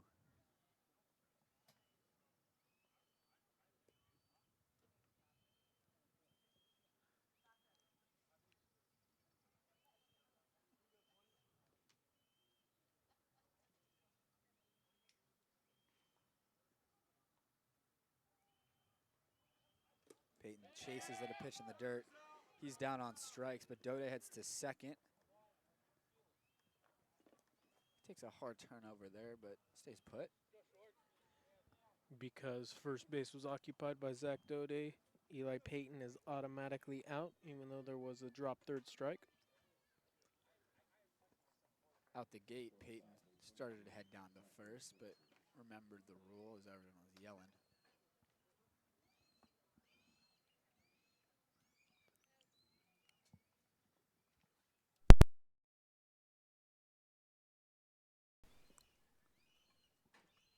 Zach Schwartzberg with Zach Dode out there on second. And Schwartzberg swings at the first pitch, hits it on the ground to left. Dode rounds third but stays put as Schwartzberg delivers a single to left. And the Oaks got something cooking with runners at the corners and 1 away.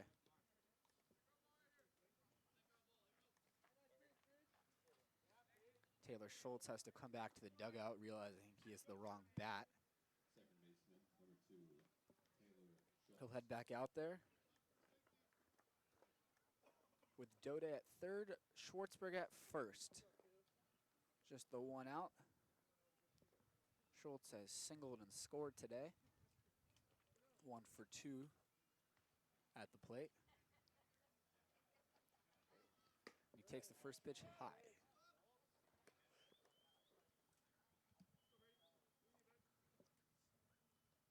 With all the struggles the Oaks have been having late in ball games, a run here would be huge for them. Even a 3-run lead seems like it's not enough as Schultz drives one out to right center. Perfect piece of hitting for Taylor Schultz as he drives Dode in, gives the Oaks a 5-1 lead. Just what the doctor ordered there for Taylor Schultz. Schultz had been struggling entering today's ball game, gets himself a hit. In his first at bat, sacrifice fly here, gets him a nice RBI to extend the lead. A lot of applause in the Oaks dugout for Taylor Schultz. The second sacrifice fly of the day for the Oaks. Getting back to what they do best. Producing with runners in scoring position. Trying to get a run home any way that they can. Now it's Mac Moyer. He's getting his 4th plate appearance of the day. He's 0 for 2 with a walk. And he finds himself in a quick 0-2 hole.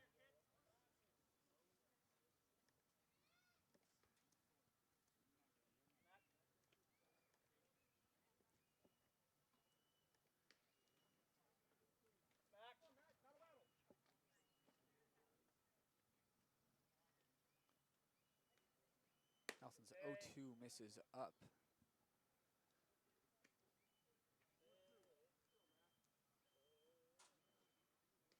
The Oaks have gone down on strikes 7 times in the ballgame already. Moyer in a 1-2 hole. That one's in the dirt. It gets through. Schwartzberg heads to second. He's going to take a hard turn, and he keeps on going. The throw to third is bodied up, but not in time. Some heads-up base running from Zach Schwartzberg. Puts a runner just 90 feet away.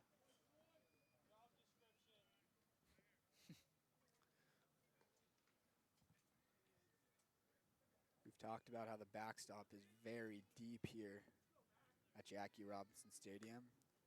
So Schwartzberg wasn't even hesitant as he rounded second base. Just put his head down and kept on going. 2-2 to Moyer. In the dirt, count runs full.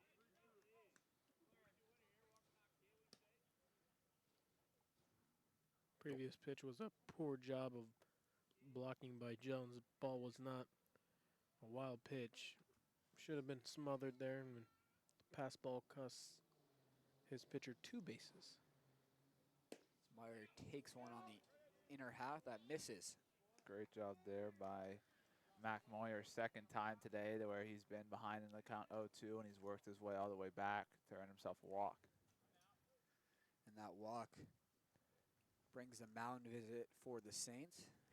Pitching coach heads out to talk to Brady Nelson, along with catcher Alec Jones. I'm sure while he's out there, Jones is going to apologize to his pitcher for not catching that baseball.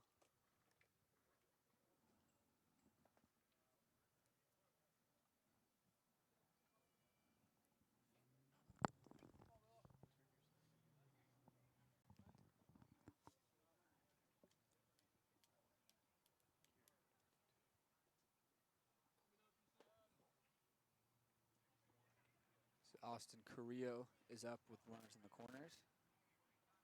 And 2 away. We'll see if the Oaks try to run anything.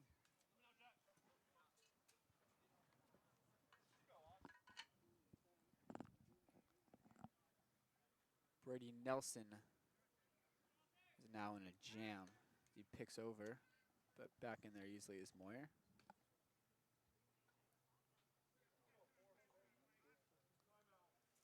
Time is called as Moyer's shaken up. I think he got something in his eye, actually.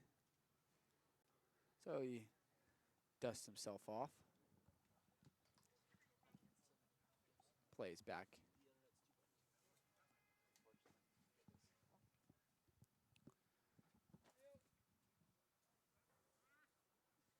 Carrillo takes a strike. Delayed steal from Moyer. Ball goes into center field. And the Oaks score another run.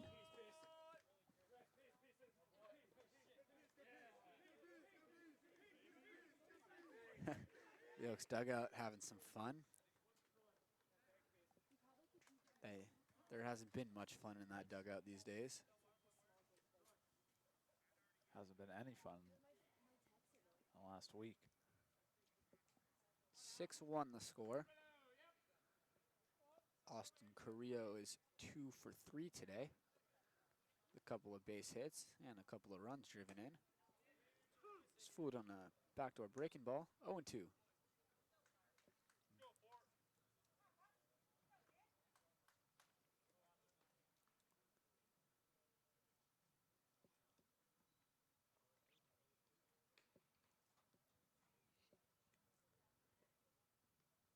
Elson's 0-2. The breaking ball that Carrillo rips foul. Austin trying to replicate his last 2 at-bats, where he singled each time. Of course, the second time, he was caught trying to extend it into a double.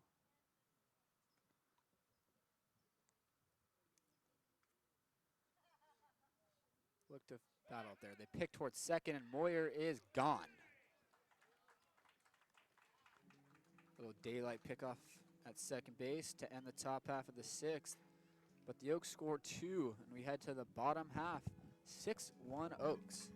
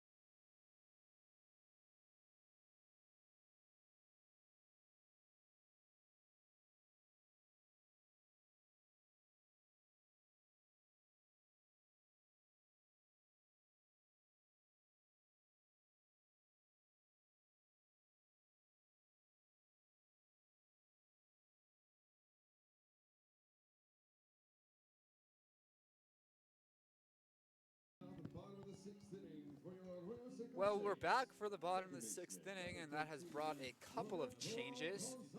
Mike Stanford did get just the 1 inning out of relief, but out in center field, Mac Moyer has been removed from the ballgame. It looks like he came up gingerly on his slide into second, so Sean Blandino has entered for him, and we sent someone down, Sammy, to talk to Coach Solis to find out what happened with Mac. I don't know what was said between Sammy and Coach Solis, but it seemed to make Sammy laugh. So, Sammy, what's the word? He's all right, just taking up precaution. No need to risk anything here in summer ball, and no need to be a hero staying out there. If you feel any sort of tweak, it's better to be safe than sorry. Definitely. And Sean Blandino is very capable out there in center field. He's picked himself up an outfield assist this summer.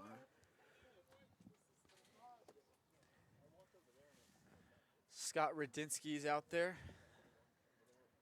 Missed with his first 2 pitches, but just fired in a strike to Roberto Gonzalez. Gonzalez fouls that one down the left field line. 2-2. Seems to be a commonality for Gonzalez, quite tardy against these righties. So against Rivas, he fouled one off the netting, then he sliced one right towards his coach in the dugout, then he sliced one right towards his third base coach. Yeah, he's certainly tardy on his foul balls, but both the times he put in play, actually, he hit it to the right side. 2-2. Hit foul. Make a play. Oh, my God. Parker makes that play. Stay in front of the ball, Connor Coach. makes Come on that now. play. Coach. Stay in front of the ball, Coach Coach. Connor to you. It's actually Coach Mullen, if you look at his glove. The old MIG. Yeah. I wish I had a personalized glove that my players made for me. It's kind of sweet. Yeah, they don't care for you enough, Josh. I don't have players. You guys going to make me a glove? If you Hold on provide a the second, funds, player. We can each make each other a glove. All the interns. No shot. No shot. 3-2 to Gonzalez. Strike 3. Good job from Scott Radinsky to battle back after falling behind 2-0. Picks up only the second strikeout for the Oaks today.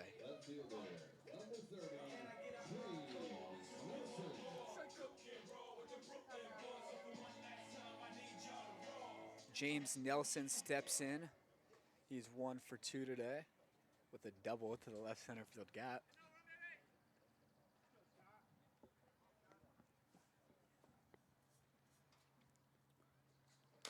This one's chopped, fouled on first baseline.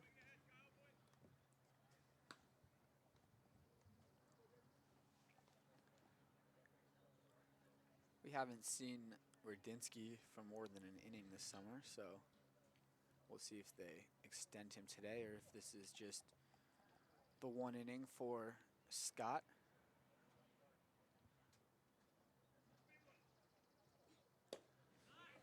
There's a strike on the outside corner. 0-2 the count. With the off day tomorrow, you might see that bullpen being emptied today.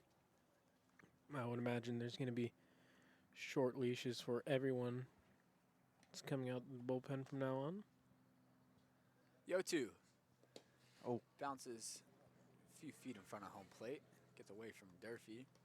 And Nelson takes it easily.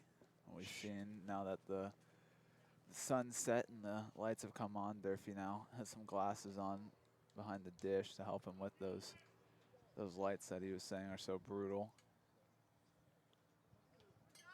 Again, with the short leashes, it's just a matter of you don't want this game to get away from you. You need to win this ball game from this point. 1-2. Oh, The yeah. backdoor breaking ball Oh, that what? just misses. Donde? Probably out. Couldn't tell. Yeah, as Connor said, that better be, because it had the height. Connor about to get himself ejected over that call.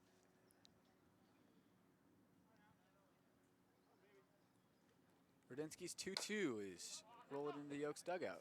I remember there was an old umpire from my town. He was getting chirped little league. I think it was probably like 12-year-olds getting chirped by someone sitting where Austin is, just chirping him the whole game. Oh, come on, that's high, that's outside, that's inside. He stops, comes out of the dugout, sits down. See ya. As Radinsky gets a strikeout there, sits down right next to where Austin's sitting and says, "Okay, play." The umpire says, "Go, pitch." The umpire says, "Go, play the game." And pitch was thrown. Boom, snap of the glove. Looks over to the lady that was yelling, and he's like, "Huh? Nothing? All right. You gonna let me do my job?" All right. What was everyone's reactions to that? Everyone was just That's in awe. awesome. In awe. That's so awesome. Just complete boss. Austin, I need you to do that one time. No, he don't have. It's if I get back behind. He don't the plate. I he don't like, have the facilities to pull something off. I don't like going behind like the that. plate anymore. Now it's Max Blessinger after 2 straight strikeouts for Scott Rudinsky to be in his outing. Blessinger swings and misses. You need a certain level of aura to pull that off. Yeah, no. Yeah, you get. Yeah, no, Austin, not happening. Not happening. I just don't get chirped. I don't have to worry about it. Austin's the first perfect umpire we've ever met. He's never made Well, a I mistake. 100%, 100%, I didn't say it was perfect. 100%. I said I don't get chirped. Scorecard. Scorecard.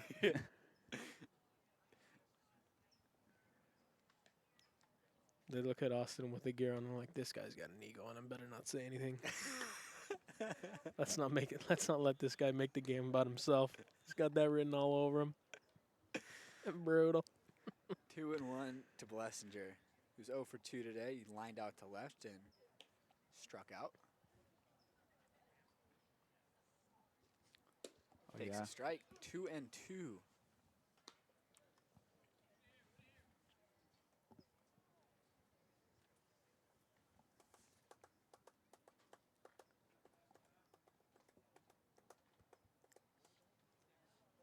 Top of the lineup, and Jared Quant looms on deck. Ah. The count runs full.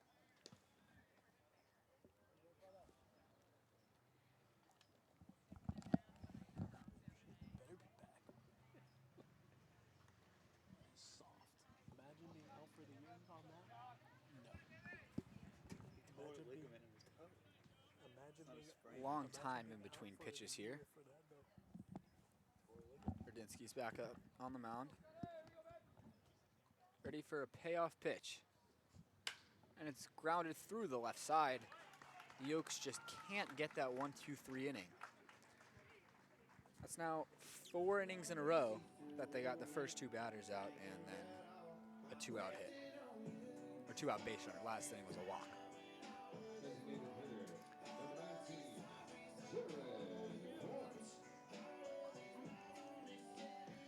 You definitely need those 1, 2, 3 innings, not only to preserve the pitching staff, but you don't want to extend innings for dangerous hitters. And Quant right now is that very dangerous hitter. Even though he's 0 for 3 today, Quant, coming into the day at least, was tops on the team in batting average. 2 of those 3 outs were some loud fly balls.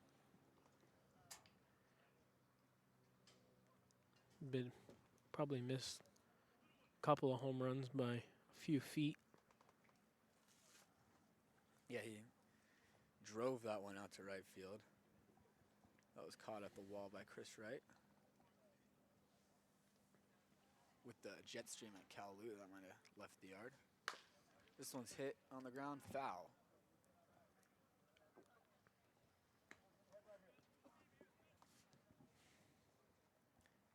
Both of his flyouts today were pretty deep, including his flyout to center. Had Moyer retreating out there. But Moyer is no longer out there in center field, as we mentioned. Sean Blandino coming in as the defensive replacement. We haven't seen him in a game in some time. Rudinsky's 1-1 is in there for a generous strike call. Good frame job there by Durf. Durfee wins his pitcher a strike. And now Rudinsky's got a couple to work with as he's heading the count 1-2.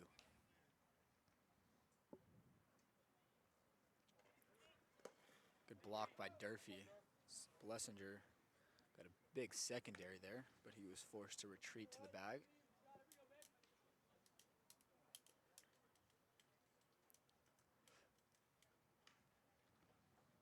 Rudinsky's still 1 strike away from striking out the side.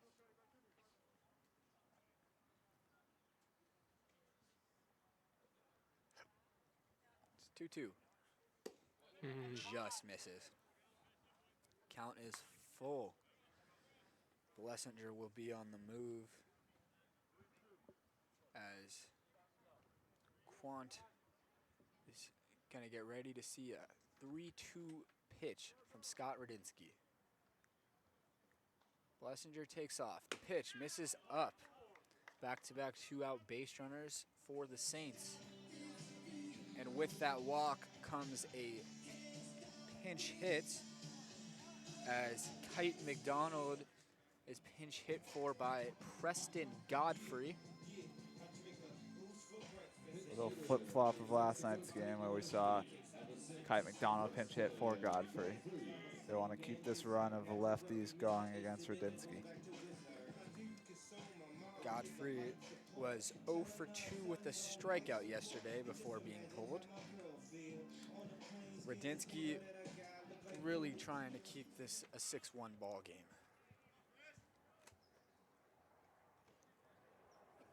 First and second, 2 away.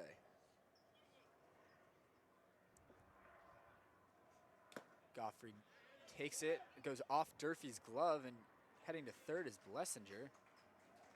That was weird. It looked like it got a piece of something. I thought it might have, Definitely hit the sounded batter. like it. but no appeal or anything from Godfrey or the Saints. A free 90 feet picked up for Blessinger. Now the Oaks are gonna have to run a first and third play should Quant decide to take off. Although trailing 6-1, getting thrown out stealing is probably not the best way to end an inning. Radinsky comes home, great block by Durfee. Quant's able to cruise in the second, but more importantly, Durfee holds Blessinger at third.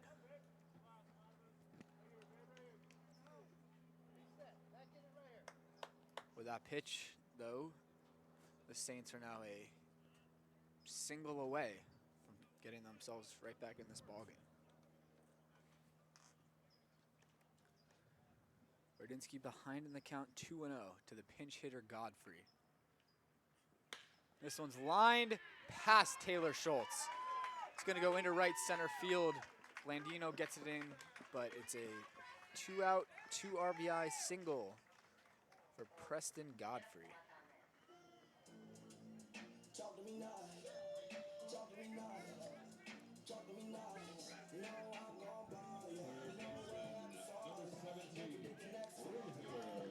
That's everything you could ask for in a pinch hit appearance. Driving in both runners. And the passed ball and subsequent wild pitch become costly for the Oaks. And now it's a dangerous hitter in Raider Teo, who swings and fouls the first pitch off Durfee, who catches it in his arm somehow. With 2 strikes, that's very meaningful, but it's the first pitch of the at-bat. Didn't matter that it stayed in Durfee's arm. Teo is reached in all 3 of his plate appearances. He's 2 for 2, the double and a run score. Great jump, and the throw down to second is not in time, as Godfrey's in there easily. It's the second time today we've seen the Saints steal second like that, where they got the shuffle before Radinsky came home.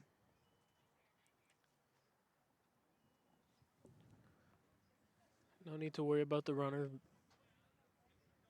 2 outs. Just focus on the batter. Doesn't matter what that guy's doing. Just get this guy out. That guy can run all he wants. 2-1 to Teo, who's crushed the ball a couple of times today. Not sure what was hit harder, his double off the wall or his single to left.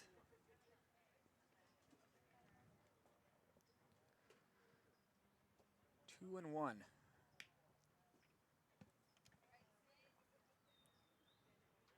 Radinsky's pitch is driven out to center field. Blandino's going back, and he'll get there to make the catch.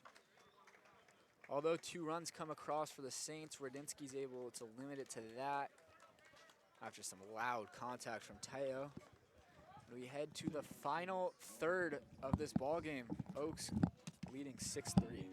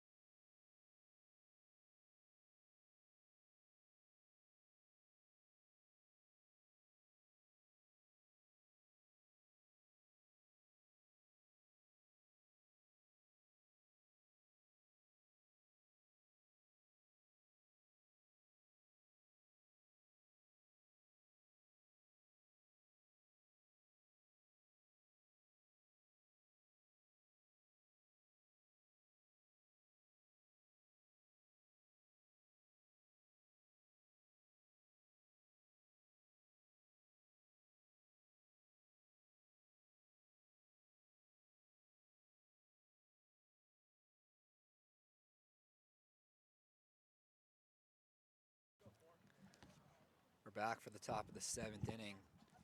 Because there's a new pitcher in there for the Saints. Although, we don't know what his name is. Number 44, but on our roster sheet, we don't have a number 44.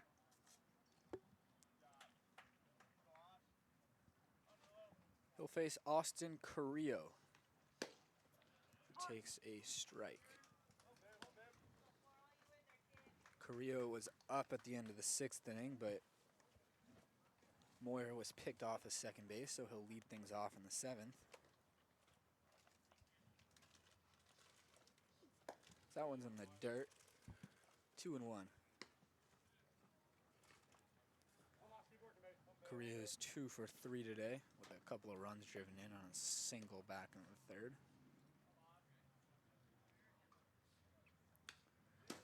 That one's fouled away. 2-2. And that was most likely the only inning for Scott Radinsky, as Austin went down to the bullpen to confirm and see who was up, and it looks like Wes Del Torre is getting ready to go to pitch the 7th. 2-2 to Carrillo. He's in the dirt. Count runs full. It's going to be a big spot from Wes coming up in the bottom of the 7th. Fortunately for him, the most dangerous hitter today, Ray Teo, he's not going to have to face. Little's no slouch. Carrillo works a walk. Good plate appearance by him. Great day at the plate for Austin Carrillo. Definitely his best game of the summer up to this point. And another guy who's having a good day at the plate steps in, Brendan Durfee. Also 2 for 3 today with a couple of singles.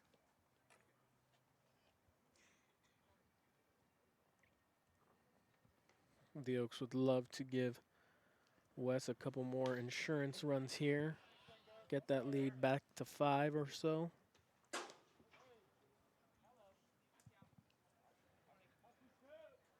With the late innings being so troubling for the Oaks lately, they definitely love another run.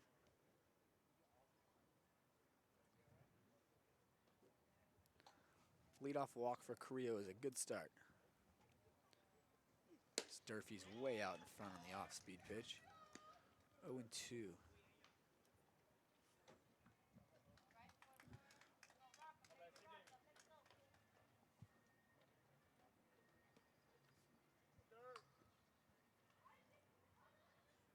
Durfee in an 0-2 hole needs to battle up there. Do whatever he can to stay alive, and he chases a pitch in the dirt.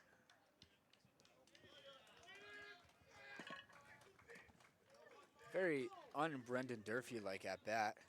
For someone who does not strike out very often, he goes down on 3 pitches. That brings up Jack Costello. Costello not having his best day at the plate, 0 for 3 with a pair of strikeouts.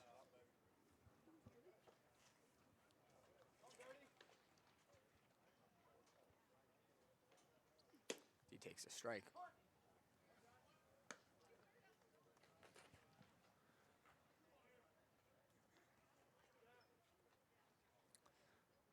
Does look like someone is already warming down in the Saints bullpen. They've been taking it inning by inning for each reliever, which is what it looks like the Oaks are going to be doing the rest of the way. After Rivas started the game with 4, he was followed by 1 inning by Mike Stanford, and then an inning by Scott Rudinsky. Costello up 1-1. Fouls it into the Saints dugout. Ooh, Someone tries to make a play. that ricocheted off a couple people there.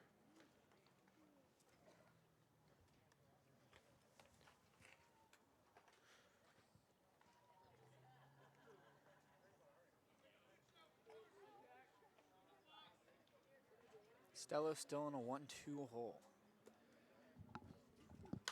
And he pops that one up on the infield, called by the first baseman, and Hammond makes the catch for out number 2. Frustrating day at the plate for Jack Costello.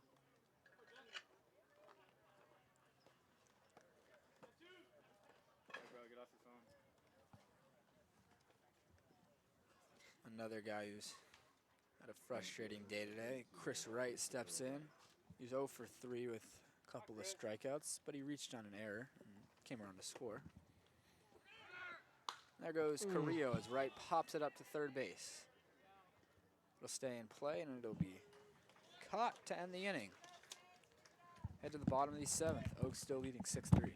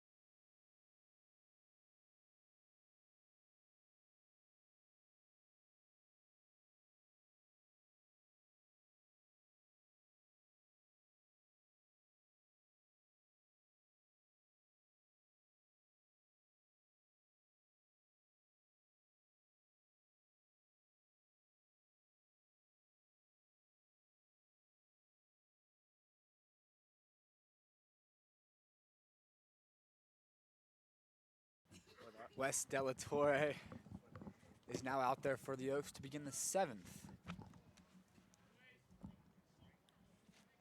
Wes follows up Scott Radinsky's 1 inning, in which the Saints were able to plate a couple to chip into the 6-1 lead and cut it to a 6-3 deficit.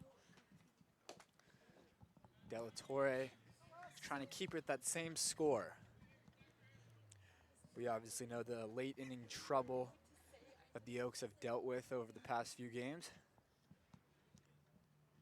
So they're trying to keep this lead as long as they can. Delatorre's 2-0. Is driven out to right field, right at Chris Wright, who makes the catch for out number 1. After falling behind 2-0, it's definitely a big out for Delatorre. Gets a weak contact and a fly ball to right. That brings up Jack Hammond. Good pitching there from Wes, navigating the first rough spot in the lineup that he'd have to face in Little. First time that Little is retired today.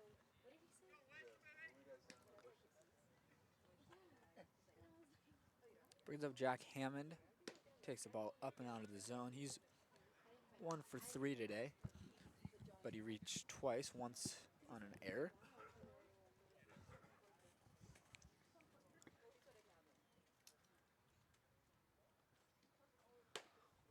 West fires a strike in there, 1-1. Sammy showing off his impeccable strike call. Someone's got to have a good one around here. This one's fouled right towards us. 1-2 the count.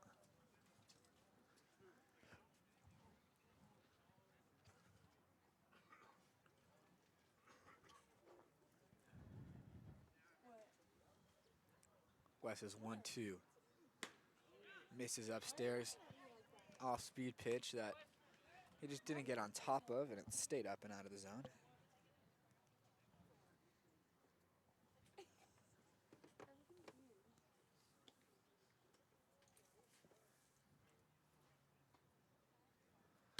That's another off-speed pitch that West can't get on top of. The count is now full.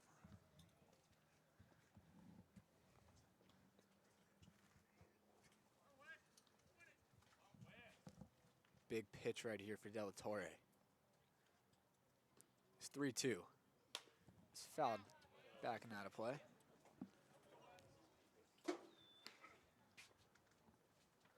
Right behind us. What happened, Austin? Yeah. It was close to Big Mike's dad. Was hoping he was going to make a play on that one. 3-2 to Hammond. Hit on the ground to third. Dode charges. Fires. Low throw, but caught by Peyton for out number 2.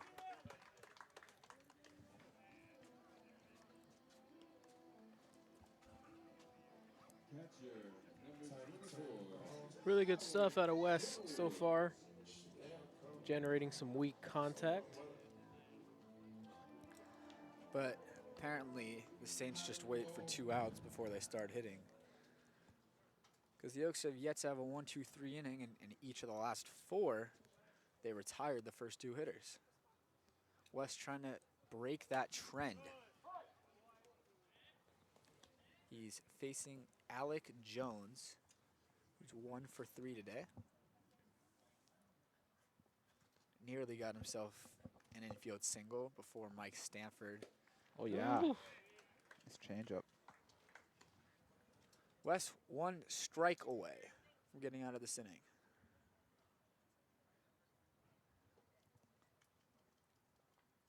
He's got a sign. The 0-2. Misses away. Good miss. Good miss. Good pitch there. Exactly what you want on 2 strikes. Don't need to throw anything in the strike zone. Just want to be competitive with it. West throws a breaking ball that could have gotten a chase. Bless you. The 1-2. Oh, yeah. Oh, Way outside. Nearly the same pitch. good idea. Good idea. Jones spits on it pretty easily both times. 2-2. Del Torre fires. Oh, yeah. Swung on and missed. Bayou.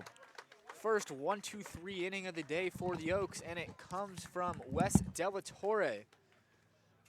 We head to the final 2 innings. Oaks still leading 6-3.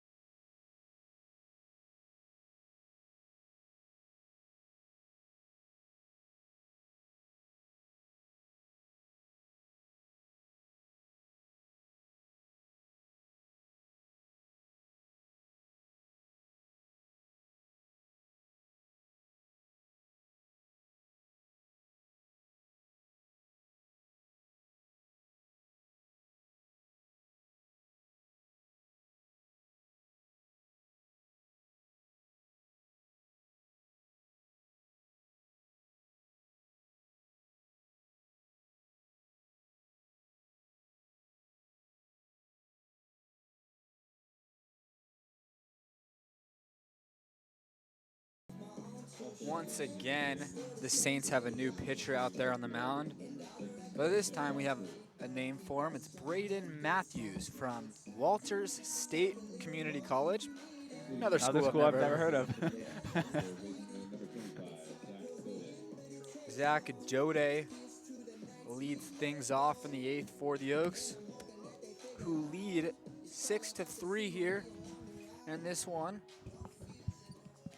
The Oaks have put up a pair in the 3rd, 4th, and 6th inning of this one. As we got confirmation that DJ Contreras is warming up in the bullpen. 1-5. We don't have a 51, so I'm assuming that was a 15. He's 15? Yeah, I believe so. I thought he was 17. Oh, I could be wrong. I might be wrong. I'm I'll pretty look. sure DJ Contreras is 15, though. You're correct. Fisher's 17. Yeah. So, yeah, DJ Contreras warming up. I was pretty confident.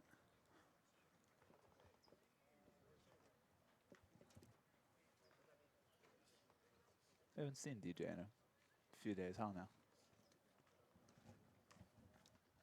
Yeah. Yeah. Yeah. Zach goes down on 3 straight fastballs. Unfortunately, we couldn't check on that one since don't have Wi-Fi, so we couldn't figure out when DJ's last appearance was.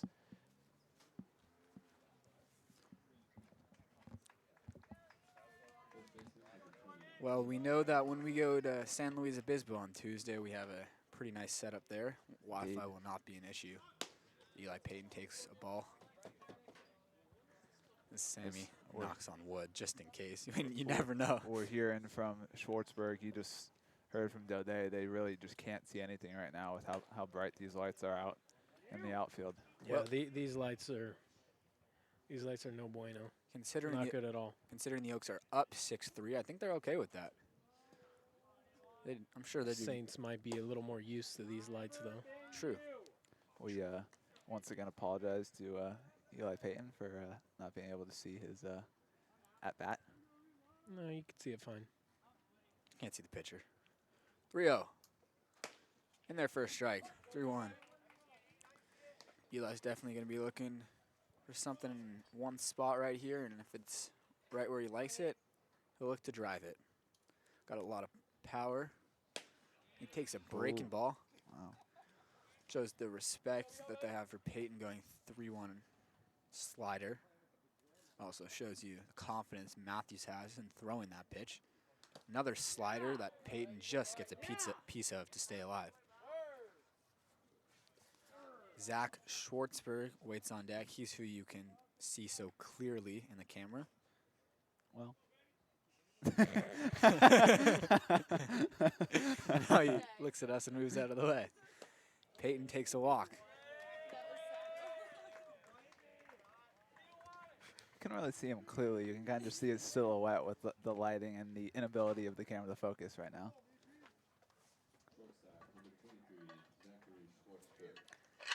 Good at bat from Eli Payton to work a walk, which brings up Zach Schwartzberg.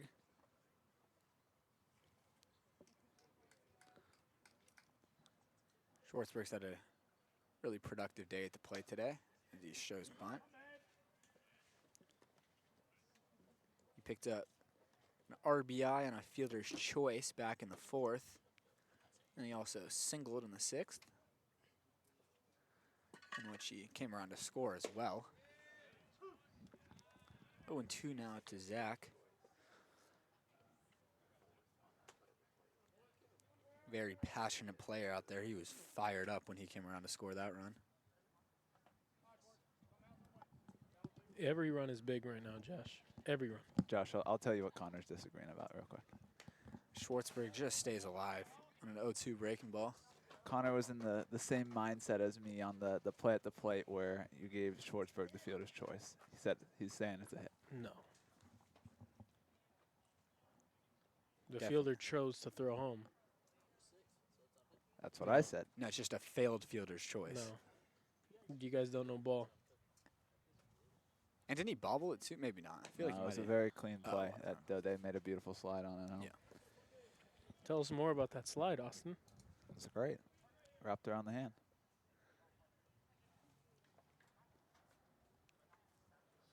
One, two to Schwartzberg.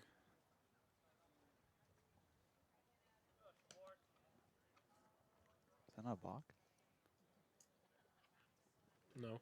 That one misses up and in. Breaking ball that buckled Zach, but didn't get into the zone.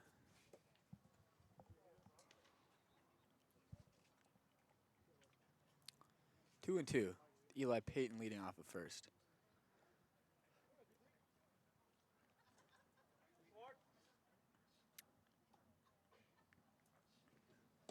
Oh, filthy breaking ball. Makes Schwartzberg look foolish up there. Second strikeout of the inning for Matthews.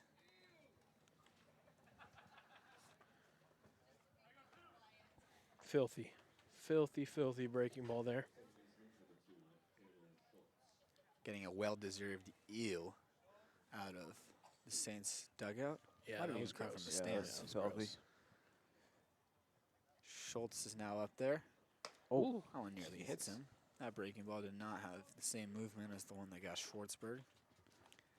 it's got to be even more scary, especially since they really just can't see the baseball. It's been a good day for Taylor today. 1 for 2 with a sacrifice fly and a run scored as well. He takes a breaking ball on their first strike.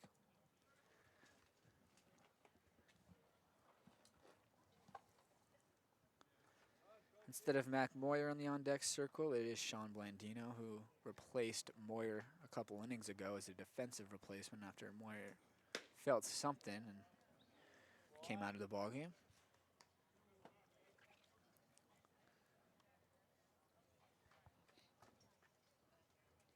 Schultz head of the count, 2-1. Pick off to first, not even close. One fake got him from the Saints dugout.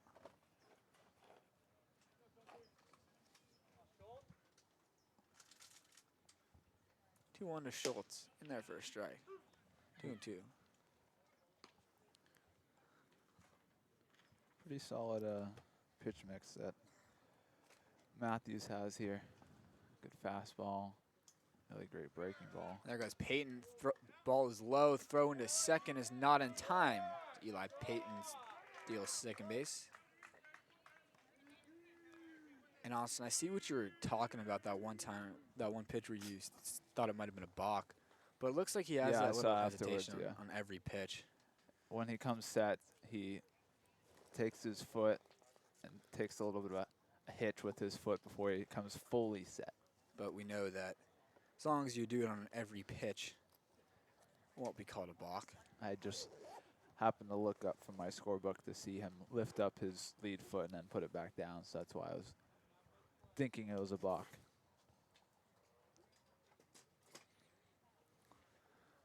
A 2-out RBI chance now for Taylor Schultz after Peyton steals second. Schultz has the count full with Sean Blandino on deck.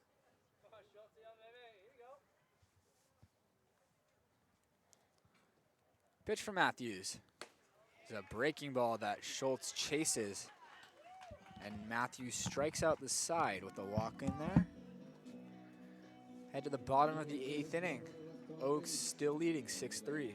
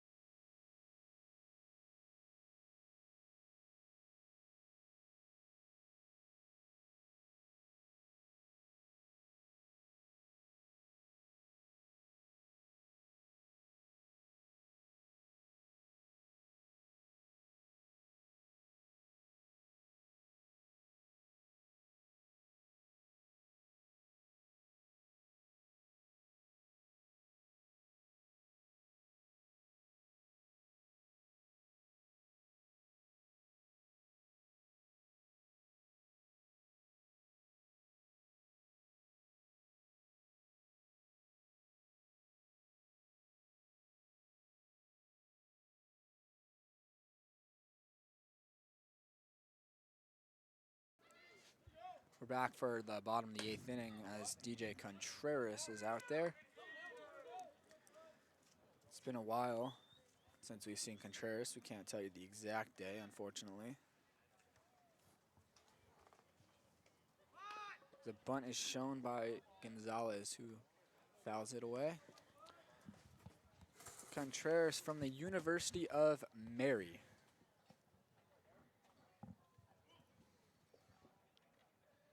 Care to elaborate, Josh? Another school we haven't heard of. Yeah, exactly. 1-1 to Contreras. I'm sorry, from Contreras. In there for a strike to Roberto Gonzalez, who is 0 for 3 today. He did reach on a fielder's choice back in the second. Contreras has him down in the count 1-2, and he gets a strikeout. First batter that Contreras faces, he sits down on strikes. That brings up James Nelson. He's 1 for 3 today with a double. The University of Mary is a college in North Dakota. Oh, wow.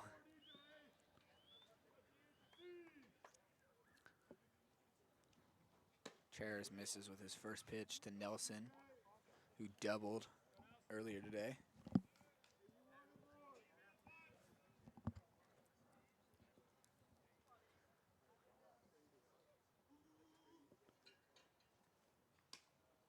That one's up and away, 2-0.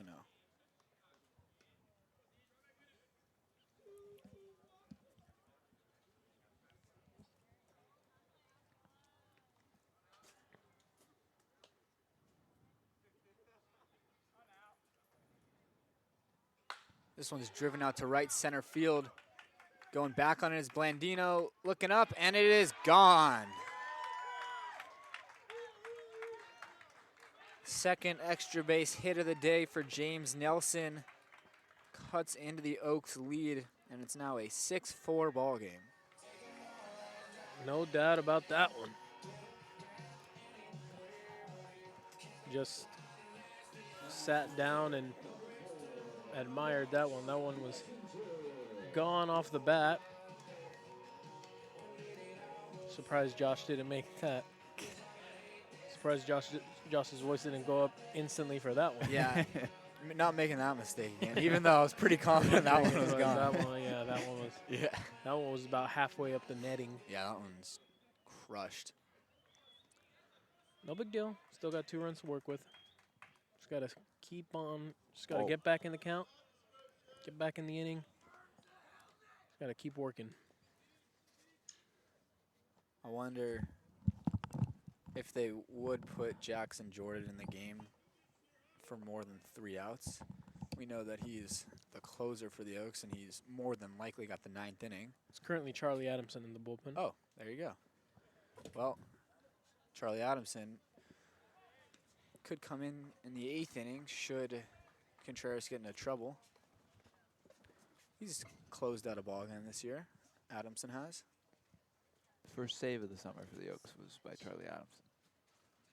That one's hit sharply on the ground to Dode. Goes right through his legs. And the throw into second goes by Schultz. Peyton's there to back it up. And getting back to first is Bleschinger.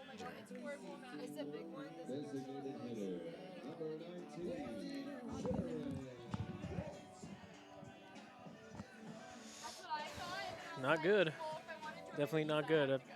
Last thing you want to do after surrendering a home run is allow a free base.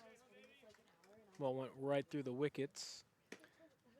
Has not been the sharpest day defensively for Zach Dode. That's his second error of the ball game. And now a dangerous hitter in Jared Quant represents the tying run. And he lifts that one out to center field. Sean Blandino is there for out number 2.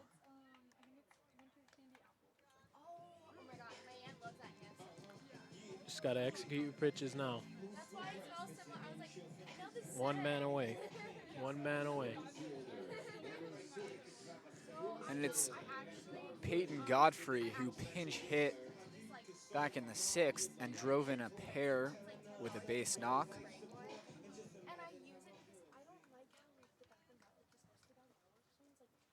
He's looking to tie up this ball game with a home run. And he hits one softly to Schwartzberg, who makes the throw over to first. And although DJ Contreras surrenders a home run, it's just the 1 run that comes in. And we head to the 9th with the Oaks leading 6-4.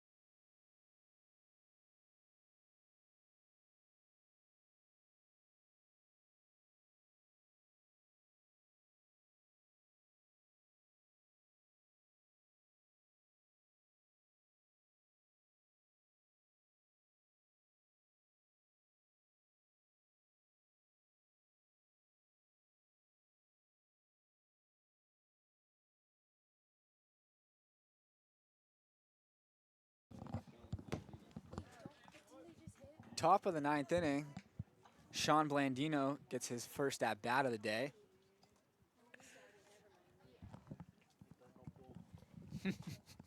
And Blandino hits that one out to left center field. On the run and making the catch is Blessinger for the first out.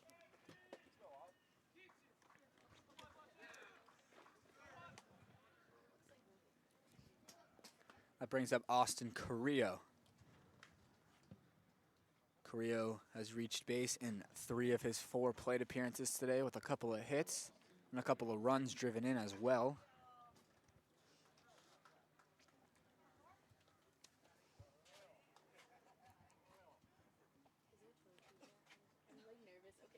That one misses away.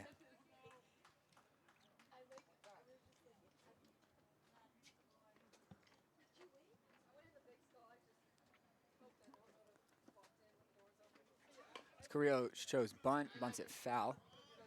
Counts even up at 1. Last summer we saw Austin pick up a few hits via the drag bunt. We haven't seen it yet this summer. We've seen him attempt it, but we haven't seen him get it down successfully. We also saw, after that pitch, Carrillo looked over to Durfee to let him know what he saw. I think he just told him spin. 1-1 count to Carrillo,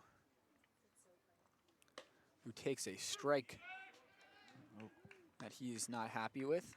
1-2. Thought it looked a little up. We also don't have the greatest angle. Yeah, the angle for the height looked up to me too. 1-2. The breaking ball that Carrillo spits on. Counts even up at 2.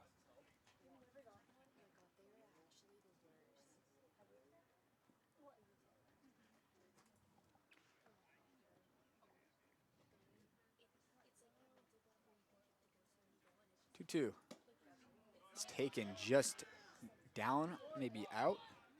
The count runs full. A lot of unhappy voices being heard from the Saints dugout as Carrillo's worked the count full. Brandon Durfee waits on deck. The payoff pitch from Matthews. The breaking ball that Carrillo hits down to third. It's going to be a tough play, but a strong throw from Teo gets him at first for the second out.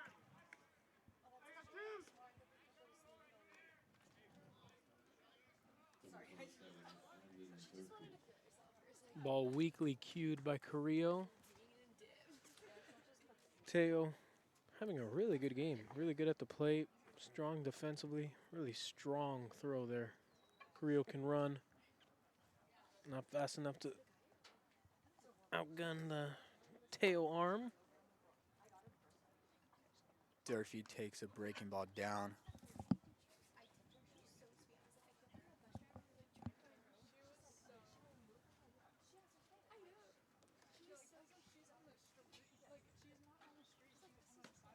Two and 0 to Durfee.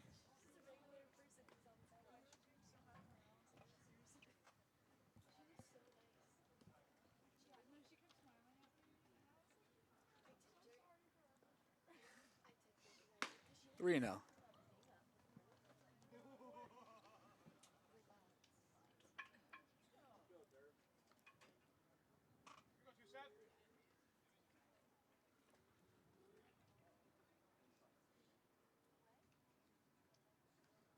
Durfee takes a 3-0 breaking ball inside, and he'll take a 4-pitch walk. Third time that Durfee's been on base today, which keeps the inning alive for Jack Costello. He's had a tough day at the plate today, 0 for 4 with a pair of strikeouts. Both of them were looking as well. Shows you how much trust Coach Solis has in Brendan Durfee, not pinch running for him in this situation. He would be a huge run, but he's more confident in Durfee's ability to not only defend the position well, but also call the game in the bottom of the ninth. Yeah, Durfee definitely one of the leaders on this team. And Coach Solis wants him out there calling the game in the ninth inning. Costello finds himself in another 0-2 hole.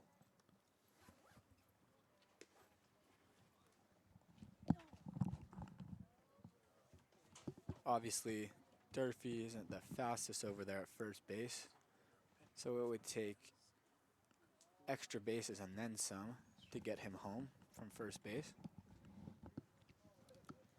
The 0-2 gets Costello swinging, his third of the day. Well,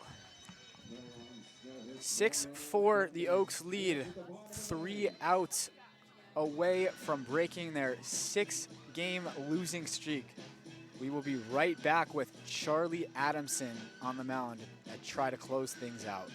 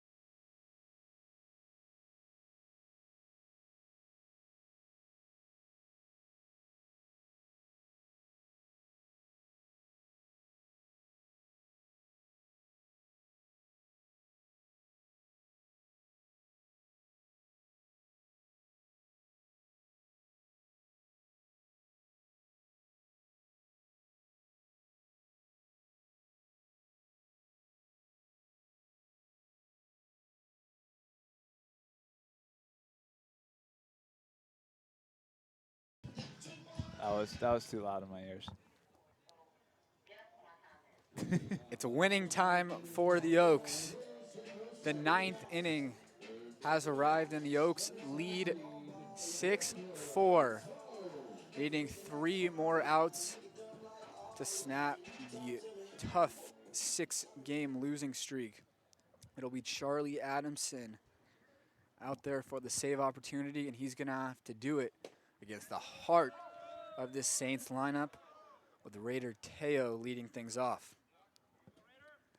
Definitely not the easiest test to start things off for Charlie out of the bullpen. He's only been retired once today. 2 hits and a walk for him, as well as a double off the gap in right center.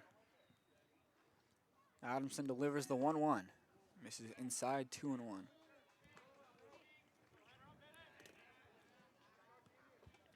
Following Teo, it's Jack Little and Jack Hammond.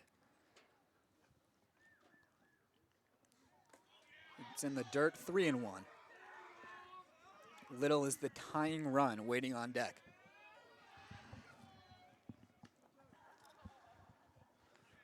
Adamson does not want to walk the leadoff hitter. He's behind in the count, 3-1.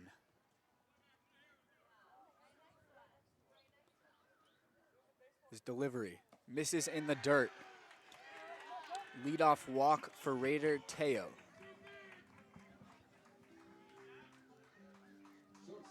Certainly not an ideal start in the 9th inning, giving a free pass to the leadoff man.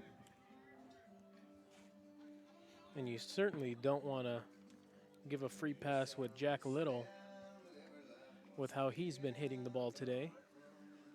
Just like Teo, Little's been on 3 times today in his 4 plate appearances with 3 hits. Definitely a tough part of the lineup to navigate for Adamson. There was a first pitch strike to Little. Little representing the tying run. Little has hit the ball in that 5-6 hole twice now. Very hard contact. Wonder if the Oaks make a defensive adjustment. That one's up and out of zone, 1-1. Still a pretty big hole in that 5-6 spot. With the runner on, Schwartzberg's gonna Double play. fade up the middle to double play. It's just gonna be up to Zach Doda to get a good read on the ball, get a good reaction. Adamson delivers a Oh, yeah. strike at the knees. Some uproar from the Saints dugout. Looked like a great pitch to me. Both dugouts really going back and forth on each pitch now. The Oaks really want this game. Need it. Adamson's 1-2. There goes Teo, and it gets by Durfee. Teo is stay put at second base. 2-2.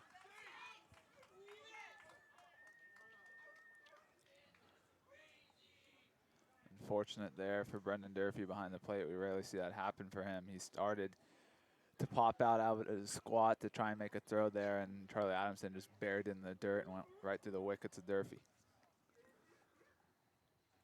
And now Durfee goes out to the mound to have a quick little conversation with Adamson, probably just to get on the same page as far as signs go, with the runner on second now. I was surprised to see Teo running at all in this situation, but he picked a good pitch to go on. With Charlie Adamson's big leg kick, runners can get a very good jump.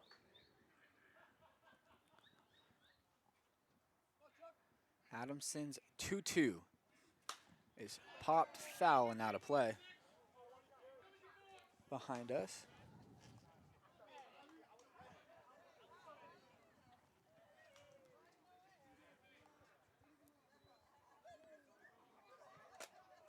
Stressful times in this organization. Coach Solis tapping his foot repeatedly, very nervous in that dugout.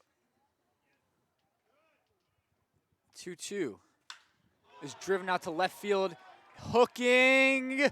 Foul. Get back to the plate. Foul. about 8 feet foul, and it also just kept carrying and drifting wider and wider. Ball was crushed from Little. Little hearing it from the Oaks dugout after he pimped his foul ball. He picked that? Yeah, Yep. he did. Oh, I didn't see that. Well, it had plenty of distance. It was just Just a got a matter nice- of him nice keeping it push. fair. And it still didn't end up leaving the ballpark with how deep left field is. Still hit the wall out there and left.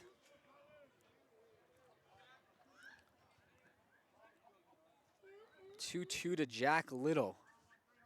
That last foul ball has got to be in the head of Adamson. He delivers. There goes Teo. Ball, throw down. It is not in time.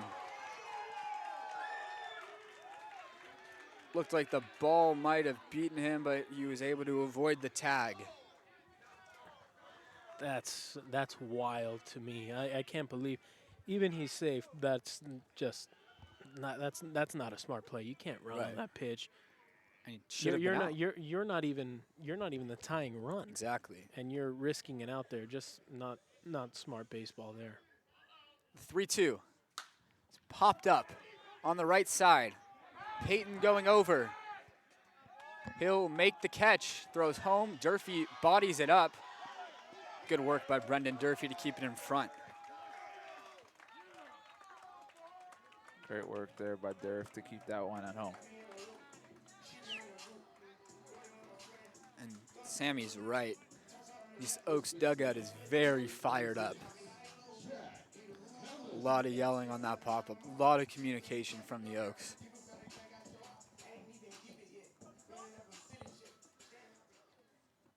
One out now.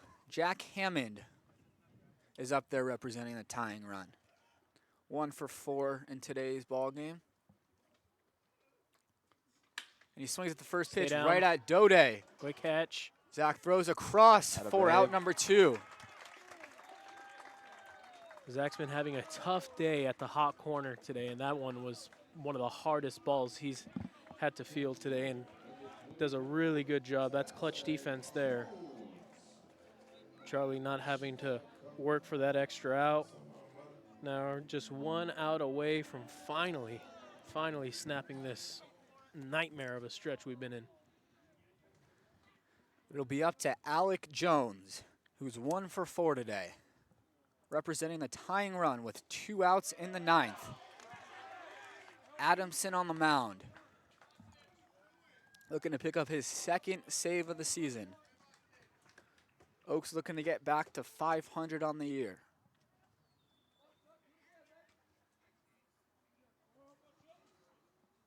Adamson delivers, gets a swing and a miss. Bye, you. 0-2 the count. Adamson is 1 strike away from the Oaks going home happy. We've just gone over the 3-hour mark in this one. As Hammond steps out, calls time. I think Durfee actually called time there. No, it was Hammond. Still 0-2. Adamson set. He fires. Popped up and foul, out of play.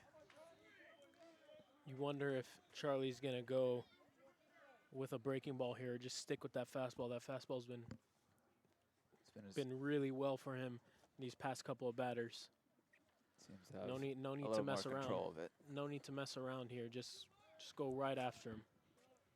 We'll see if Charlie does just that.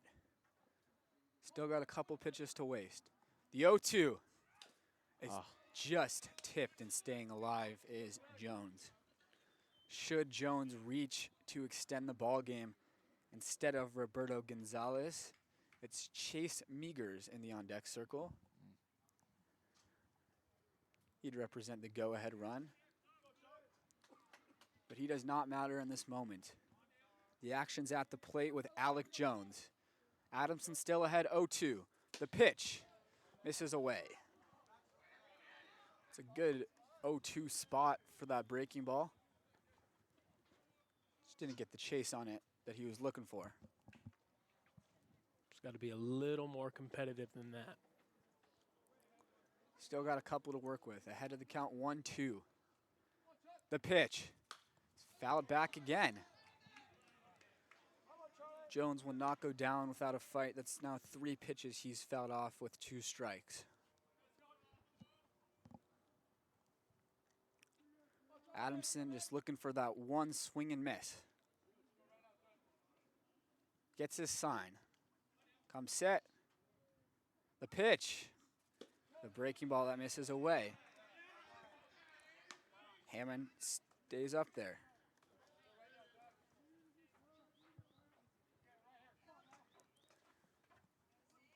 He's been very protective with 2 strikes, Jack Hammond. Not chasing and fouling off that pitch. Adamson's 2-2. Misses up. Count runs full.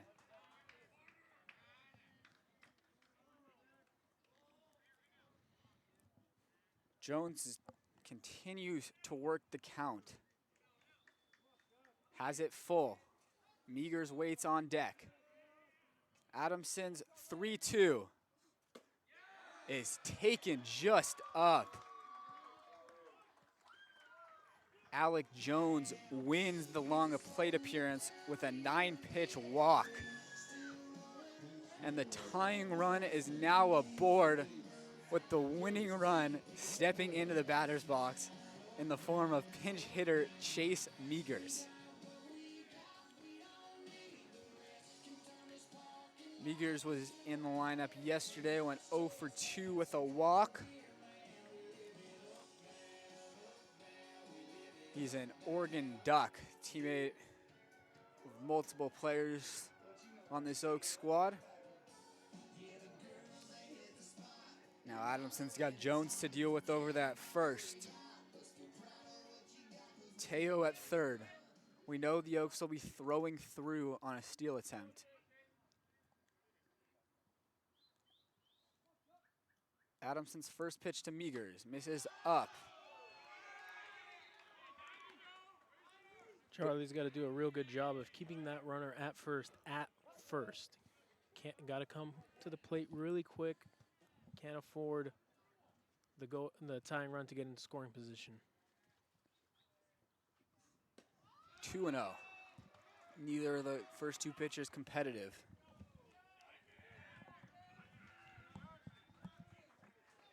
The home run hitter, James Nelson, waits on deck.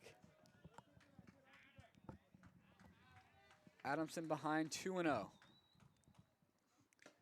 Meagers takes a healthy cut and swings through it. Foul tips it, actually. 2-1. Meagers was trying to end the game on that swing.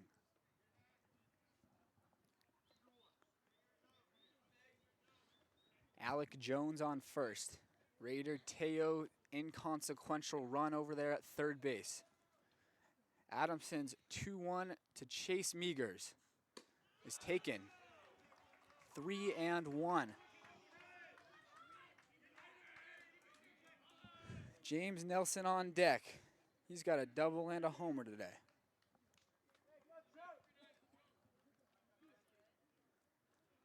(3-1) to Chase Meagers. Pitch misses down. The bases are loaded.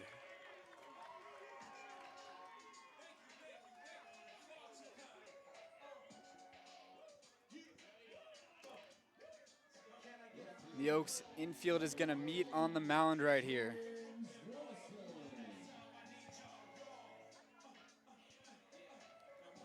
Nowhere to put James Nelson. The tying run in the form of Alec Jones is standing out on second base. Chase Meagers, the pinch hitter, represents the winning run at first base. And it'll be James Nelson, who's 2 for 4 with a double and a home run today. Come on, Charlie boy. Adamson needs to dig deep here.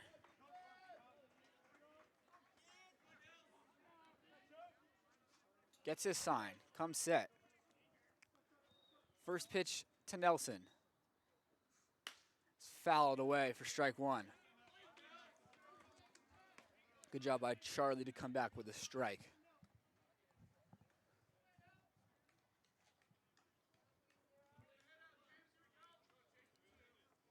Teo at third. Jones at second. And Meagers at first for James Nelson. The pitch from Adamson is rolled over to the right side, gets through. That's going to score one. Wright's throw home will not be in time.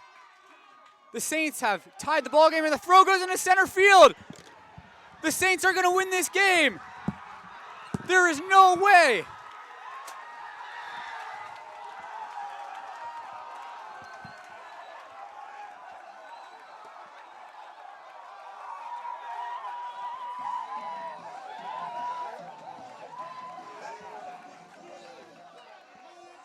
An absolute shocker here in Pasadena when it seems like nothing is going right for the Oaks. Just about the worst thing possible happens, and there is a lot of fury in the Oaks dugout as they lose another in heartbreaking fashion. A 7-6 come from behind win for the Arroyo Seco Saints, and the Oaks losing streak is extended to 7. They'll travel up to San Luis Obispo for a 2-game series on Tuesday as they look to snap the losing streak. For everyone on your Conejo Oaks podcast team, Austin Gregory, Sammy Holiday, I'm Josh Mechanic, and we'll talk to you guys on Tuesday.